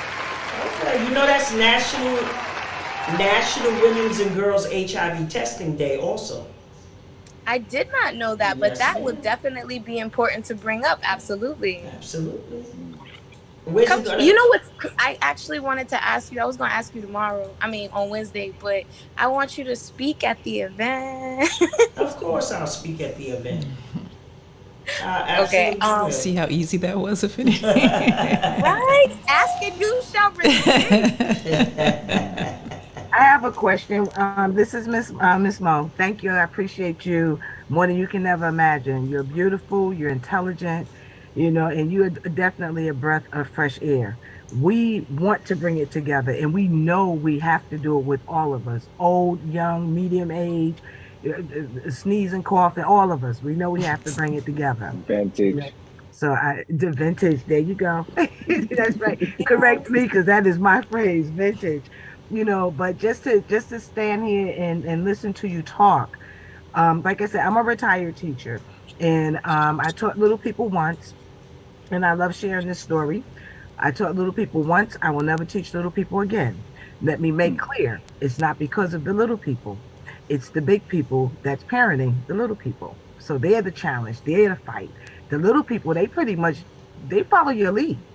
I mean, that's the best I can say it. If you stand up and you look like you're about to do something, watch that little person check out every move that you do, and they get it. So we do try to lead by example. And part of our examples, believe it or not, representatives like every young person that's on this panel tonight. You know, you guys, you're basically being. Let me slow it down. See, sometimes I get excited when I'm talking, and right now I'm excited because you excited me. But sometimes what you're doing is taken away because they put you, like you said, inside that box, all young people. No, it's not all young people. You are representing the young people. You're so positive. Honestly, my son, I'm a parent as well. I used to tell my son, if you ever want to shut people up, give them something good to talk about. The minute they have something good to talk about, you'll see it'll be a brief conversation and they'll move on. So, and if it's something that's not good, you'll see that can go on, unless you're in high school, but that can go on forever. And like I tell them, you really want people to see what you're doing. If it's good, then you got to make it visual. See, it's up to you as a younger generation. We're moving over so that you guys can get in. But we know we have to stay there to be a part of your support system. So I agree 100% with you, Justin, the whole panel. Bring it together. Don't be afraid. Guess what? It's enough for all of it to go around for each and every one of us. Let's bring it together. Let's make it happen. I would love for Maria, I'm not going to try to make contact with people who I'm connecting through you. You know, anybody who I want to deal with you, I'll come through you to get to them. I really would like for you guys to come and show Connecticut what life is really about. I'm not dogging Connecticut. I'm just going to say, I was born in North New Jersey. I grew up in Queens, 142nd in Suffolk Boulevard. And then 181st and Jerome Ave. I came to Connecticut to calm it down because it's the slower pace and you could calm it down. But when you're in this business, and I have to agree with you with that as well, Affinity, and I want to make sure I get her name right. I don't want to ruin her name. Montria. And the other two gentlemen that were on here as well. You know, when it comes to you guys making your moves, you may not understand how strong of a power move it is, but you are the power. You're the power. We're just, you know when you get a little like a power cord and you got all those little outlets on it that you can plug something into? Well, you know, as long as you plug something that's not going to overload it, it's going to work well. That's all we are. We're just the power cord. You are the ones that's being plugged in and making things work. All right. So, Affinity. Thank you for joining us, Affinity. It's always a pleasure. It's always a pleasure seeing you and your artistry at Mad Wednesdays. And tell everybody to come to Mad Wednesday so they can hear some good. I am excited about these. And we have another young lady on the line, right? Yes, Lana. Alon? Hi. How do you pronounce your name, honey? Yes, are we messing it up? It's Alon. Alon. Okay. Alon, the beautiful Alon. She's beautiful. Yes, but she spoke earlier when we were talking about the abuse of family members in the nursing home. And Yes, I did hear that in the car. Appreciated her and her thoughts and her comments. But I think I also wanted to add, while I wasn't here, but now that I am here, that even Alon being 25, we think about older people having their insurance and stuff. But as a 25-year-old, you need to have your life insurance and your things in order also.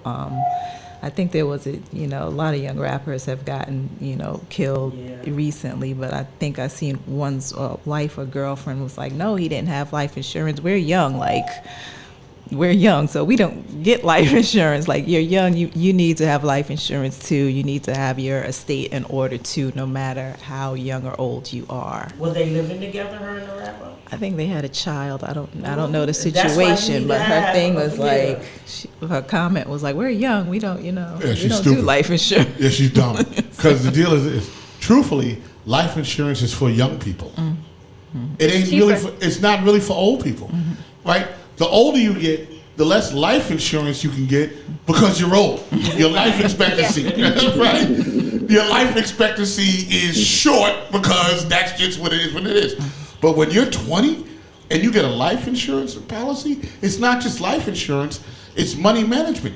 You can put money into that every month, sure can. And then you can take the money out and borrow that against the house and all that stuff. It's like almost having like another bank account that you're paying into. Whole life insurance is for young people. So that's a myth. Insurance is for young people. It is not for old people. When you get our age, we just want 10 grand so you can bury us properly. Right. That's it. You know what I'm saying? But if I got whole life insurance and my policy is $1 million, well, you know what? That's life changing for my family. Right. But I can't get $1 million. That's a legacy for your future legacy. generations. Exactly. So that's what our community. I'm almost 60. They know I'm a losing policy. You know what I'm saying? Like I don't like you saying that. I ain't a damn losing policy. All right. Okay. All right. Y'all are vintage. We're a vintage. Bump me off on my podcast. We are a vintage policy that we won't get $1 million, but we get 100 grand. I'm getting a damn million, and I'm worth $1 million. Okay, so when you get that, call me because I want that policy. No. So we're going to go back to Alon. But Alon, it is for young people though. I just wanted to say that. And speaking to Deneen, life insurance is for young people, 100%. All right, go ahead. Alon, where are you from? I'm from Baltimore, but I recently relocated to Washington, D.C., and right now in Alexandria. So, yeah. My daughter went to Morgan State University. That was a run. I was on the highway every week. And then sometimes in D.C. too at the same time. Did you go to school in that area, Alon? Yeah, I went to University of Baltimore, so I didn't go to... I should have sent my daughter. That's where I should have sent her to the University of Baltimore. Nice. And what inspired you to, have you been singing since you were a child? In church or? Right. Yeah, I've been singing since I was a little kid. I come from a music family, so I come from a family that plays instruments, sing, dance, all that good art stuff. But my pop, he's my great uncle, but he took on the role as my grandfather growing up. I used to sing while he played piano, while he played his guitar. My mom's a singer, so she would sing gospel songs with us all the time. I was in choir in church when I was growing up, a little kid. And then I went to a school of music when I graduated from middle school to high school. I went to a school of the arts, so I've been doing music for pretty much my whole life, almost. I would say the age I started was probably around 4 when I could officially join choirs and stuff like that. So do you read and write music? I do. That's awesome. I don't think a lot of artists can read. No, they cannot. A lot of young people that are in the I had to take music. And then I also attend the Carter School of Music now, outside of my regular school life and work life. Carter School of Music, I take vocal lessons there. But we have a music theory course that we had to take as well. So I've been learning some things, keeping my brain fresh with this whole music. I like that. You're deeply immersed in the whole. Now, do you want to be an artistry? Do you want to be an R&B singer? Do you want to be on Broadway? Do you want to act? I mean, I want it all. But I am a pop. So I make all music, right? But now I'm switching my brand more so leaning to pop dance hall music. I'm classically trained, so when I do sing for venues or if I get invited to certain events, I'll sing classical pieces. I've also sang other gospel songs and things like that for churches. But as far as my brand, as far as Alon, I create pop and dance hall music. I have other genres, but I'm leaning mostly towards that. I want to ask you a question. I was very excited to see the young girl. What is her name? Samara Joy, the jazz. Do you know about her? Young jazz. No. Oh, girl, you better look her up, honey. Jazz artist. I mean, she has a very Sarah Vaughan type, Billie Holiday, very old school and she's 20, jazz. And she's very young. I think she's 22 or 23. And she just won her first Oscar the other Grammy. day. Grammy the other day. They're all the same. Award. Yeah, she won her. And I was like, who is this young girl? So I went and Googled her. And I love her music. And I just downloaded her album yesterday. Yeah, her music is phenomenal. So y'all young people are really, for a young, I've never seen a young person that age that is so I thought I was listening to Sarah Vaughan or one of the adult jazz artists. That's how good she is. And her style and her movement. I mean, she is jazz. Can't nobody deny that. I know her profile went up 1,000%. If it wasn't there already. Yes, a lot of people discovered her from the Grammys. Yes, a lot of people, including me, discovered her from the Grammys. I was calling my friend, do you know Miss Joy? Y'all need to get on our music. Because that's what we do. If you hear something positive, you want to support something positive. So I'm excited about the whole collective. Well, I don't have the whole collective, but you 4 women coming on Mad Wednesdays on Wednesday, and like, I'm excited to hear what's going on. I already heard Montreal, and I already know Affinity, but Affinity still surprised me because she uses Mad Wednesdays as a springboard, so she's always trying new things up there. But you know, just to see her grow in her talent, she grew out the box, because the first time she performed, I was like, oh my God. But just, you know, smart. All of y'all are smart, intelligent. And I love to seek ye first is in the praying part and the biblical part of seek ye first. I'm just loving that. And I think that we need to do more of that. Alon, you said you're in the dance hall lane. Do you come from a Caribbean background? I have family that are from Guyana, but yeah, and I'm surrounded, like my closest friends are all of different cultures. Like while in school, my major is, my specialization is international business. So I'm heavily in love with culture and diversity. So yeah, I have friends from Jamaica, I have friends from Trinidad, I have friends all over Africa. So that's kind of, I guess, growing up hearing that music as well, and then also being immersed in it with my friend group and different events that I go to. That's I've gravitated towards that. I learned that while I'm in the creative process, if I have a dance hall beat, the song comes to me like that. Like, I know what to sing, I know what the song is going to be about. And the same thing with pop. What brought you to Seek Ye First? How did you meet Terrell? I met Terrell through Brianna Ray. Do you know Brianna Ray? Hopefully she'd be performing. Hopefully. Yeah. So I was working with a different label at the time, and he needed a background singer for one of her shows, and I sang background for her, and then he just was drawn to me from that day. And he reached out to me years later and was like, hey, do you remember me? I'm like, no. I was a little bit skeptical at first. I'm like, I don't know this guy. What does he want to charge me? Strange man is calling me. I don't know. Yeah, you. I was like, what is this? But honestly, Terrell is literally the best manager. Like, I put him as my mentor as well. I can go to him about anything. And he just helps us grow, like not even just on an artist level, but on a personal level, on a spiritual level. So if God blessed me with anything, I'm so grateful for him. God bless me with him. Wow. I met you. I think, no, Terrell did come. Montreal, did Terrell come when you performed? He did, right? He sure did. He sure did. So I got to hug him again. When I see him this time, I got to hug him hard. So, Alon, you know Montreal? Yeah, I know Montreal. Oh, okay. So you've never met Affinity yet, though? I haven't met Affinity yet. Oh, y'all go, but girl. I'm excited. We talked. We're all acquainted, but yeah, I haven't seen Affinity face to face. Y'all gonna have a good old, yes, y'all gonna have a good old time. I'm just gonna be basking like an auntie, like, oh, these are all my nieces over here.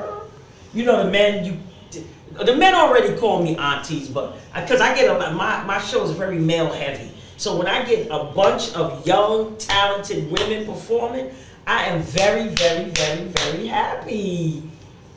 Yeah. Jose, I ain't saying nothing bad about your people, Jose. And I love it when Alon, who are some of your musical influences? Let's see. I love Jasmine Sullivan. Oh, me too. Me too, girl. I love Jasmine Sullivan. I love her. I love India Arie. Yes. Who else do I? Natasha Bedingfield. I'm not sure if you guys are familiar with her. No, but you're gonna teach us who she is. You're gonna enlighten us on who she is. She is a British singer, I would say. But she's not like well known. Oh, you know, have you ever heard the song "Pocket Full of Sunshine"? No. We vintage. That don't mean I'm vintage. That means I just didn't hear it. I beg your pardon. Alana, we gonna have to have a conversation because these old people ain't ready. Now me and you gonna have a side conversation. So you can give me a list of people I need to listen to. Okay, I'll give you a list of people you need to listen to. Yes, thank you. Alonzo, you play instruments also? Oh yeah. Yeah, so I'm taking up guitar now. I've kind of dabbed in and out of guitar because guitar is challenging for me. Piano, I also play piano. I'm not great with ear training just yet, but I do read music, so I'm good at playing. As long as I have a music book in front of me, we're all set. But So I'm learning ear training. Do you play and sing like Aretha Franklin or Alicia Keys? Do you play the piano and sing? I haven't done. I've always done one or the other. So if I have recitals, I've always just done my piano recital or my voice recital. I played guitar and sang at the same time for the first time last year. I think that was last year, and that was fun. That was an experience. So Montreal actually told me I should start playing and singing and start creating some songs with the piano. So I just want to say something as I've gotten some musical information. Carl Brown says Natasha Bedingfield sounds a little like Mariah Carey, but in the pop world. Oh, okay. So that's what she said. Is that an accurate description, Alana? You text Carl? Yeah, something like that. Yeah, there you go. You text Carl? No, my man Carl Brown is on the show, and he's like, I'm gonna say this text, Rob. That's my keyboard player. That's it, Carl Brown in the house. Carl Brown, shout out to Carl Brown. Because we can't see nothing because you go all up the whole screen. No, you can't see him. He's just texting on the phone. Oh. Yeah, and he's watching on YouTube. He's watching on YouTube. Alon, I love it. So will any of these artists, are y'all singing to track, or will you venture into performing with the live band that's performing at Mad Wednesday? There's a live band. I didn't know there was a live band. Yes, honey. Maria, how you ain't tell them there's a live band? That's her manager. They ain't got nothing to do with me because it says live band on it. Did you see the flyer? Because it say live band on the flyer. Oh, man. Were we supposed to send music to them for them to play? Right. You sending music to DJ. You sending music to DJ Bring 'Em Out. But the live band is there for your availability. Yes, there's a keyboard player, a bass player, a drummer, and they can play anything you want. They adapt quickly to your music and your sound. So quick. Oh, good. See, So Montreal. Go ahead, tell them Montreal. Right then and there.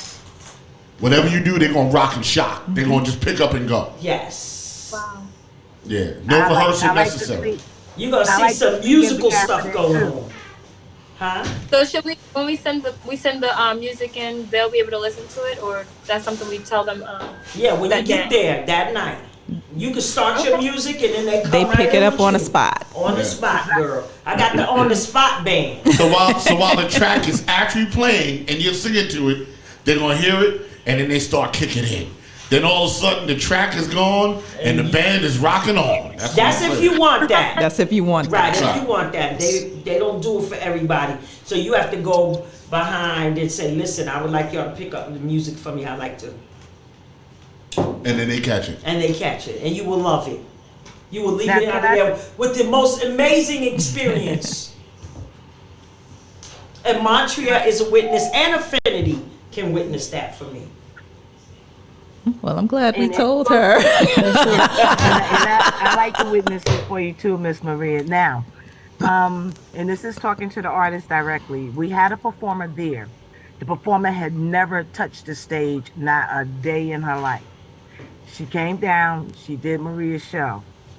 The band, they pay attention to my cues. They pay attention to whoever cueing them. And I cued the drummer. And the drummer literally picked up, started playing because she started losing the crowd. The drummer picked up, caught onto my cue, started playing her beat. The band followed them. And by the end of the night, she got a standing ovation and a bunch of numbers because Gerald Kelly was one who went over and talked to her, Miss Marie. And this was at, Miss Maria, this was at your function. Gerald Kelly be trying to pick up anybody. No, I'm just joking. Well, I can tell you one thing. No, he's good people. He's good people. I'm blowing up Gerald's spot. I'm complimenting the band because the band had never seen her, never played with her. And they literally picked up on it, and she just had an amazing night from there. So, Alon, just FYI, live band could really back you up. And Jose will tell you too, because they back up hip hop artists too. It don't matter. They back up poets. You could be African. They know how to play African music.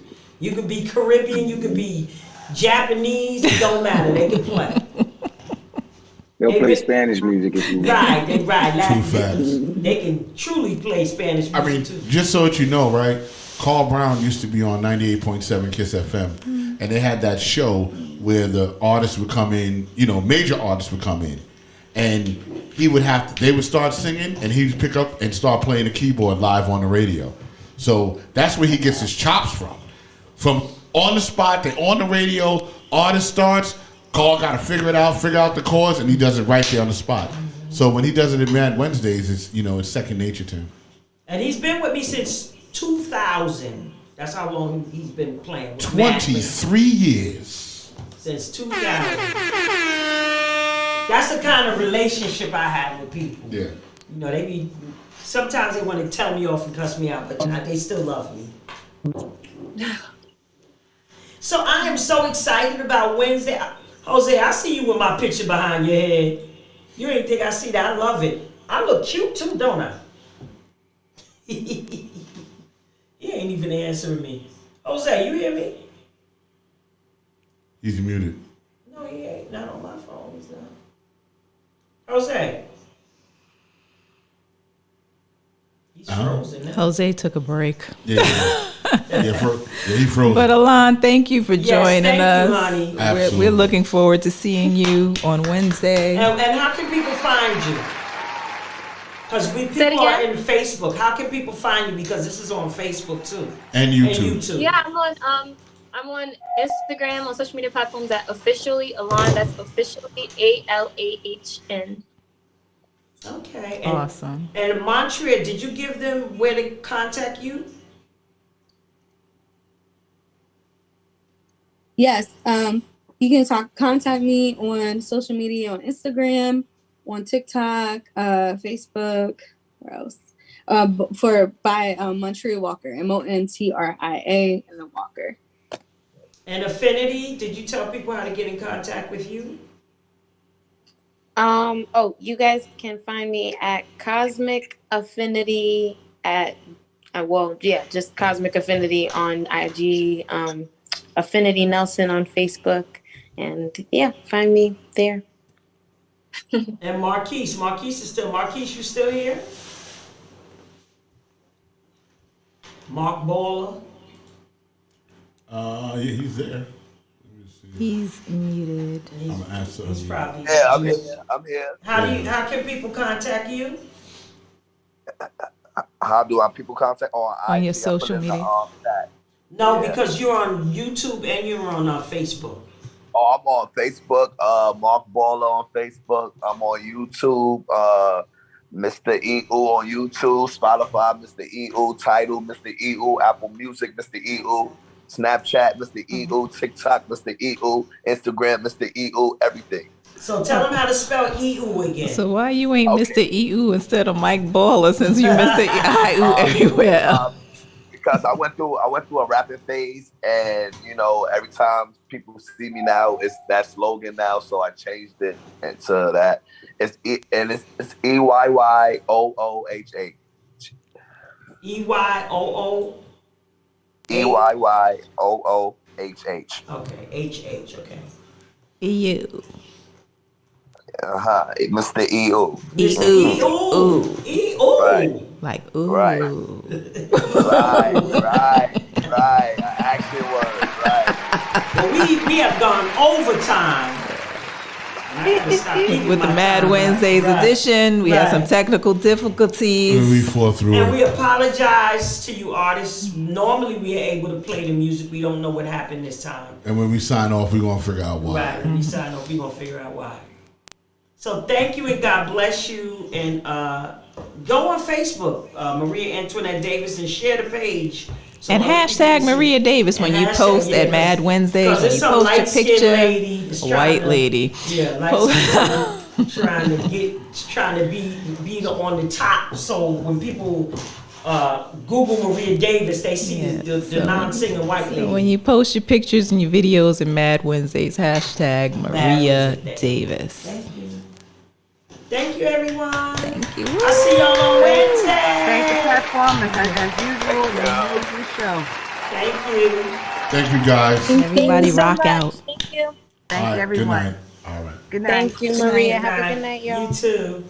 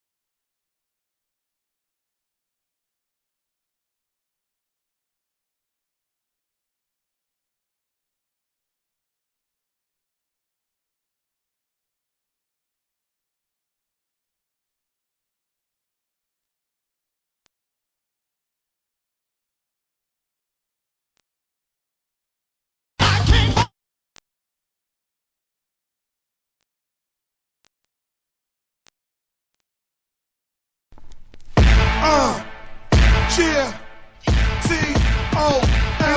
Discussions, cause the top of the line questions buzzing. Keep it gully on the mic, cause I started from nothing. The hoes is dumping, screaming from the top of their lungs. While I'm chilling in the cut, steady counting my ones. I'm stacking them up, my whole crew's wrapped in a bunch. And my money's so old school that it looks like a hunch. And my cars are so remarkable, glamorous, fantastic. All the crush wanna know is can I live? Too many dick riders all on my job. They just stressing the simple fact that I can't be stopped. You had your run, fam, but goddamn, look at you now. Is it that bad for you to wish that you was me now? Nah, son, I'm on another level on big screens. While you writing them little rhymes?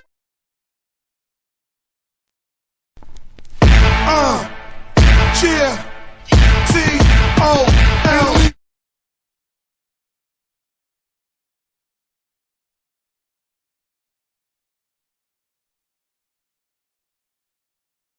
Come on, man, get yeah, T-O-L. Discussions, cause the top of the line questions buzzing. Keep it gully on the mic, cause I started from nothing. The hoes is dumping, screaming from the top of their lungs. While I'm chilling in the cut, steady counting my ones. I'm stacking them up, my whole crew's wrapped in a bunch. And my money's so old school that it looks like a hunch. And my cars are so remarkable, glamorous, fantastic. All the crush wanna know is can I live? Too many dick riders all on my job. They just stressing the simple fact that I can't be stopped. You had your run, fam, but goddamn, look at you now. Is it that bad for you to wish that you was me now? Nah, son, I'm on another level on big screens. While you writing them little rhymes about you living my dreams? I'm like a fantasy to most of y'all characters and acts. Oh, you a thug now, cause you said my name in your rap? I don't respect that, and now it's time for me to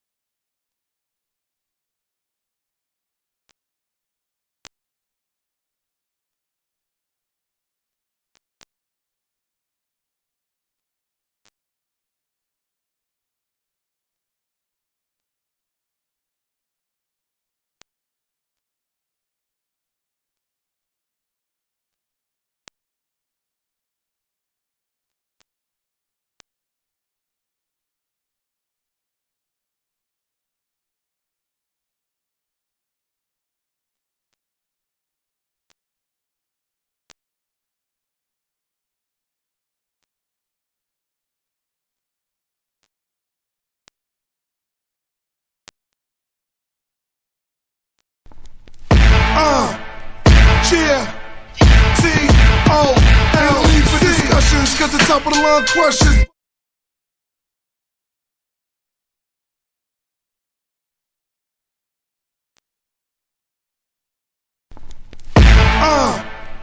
G-T-O-L-E for discussions, cause the top of the line questions.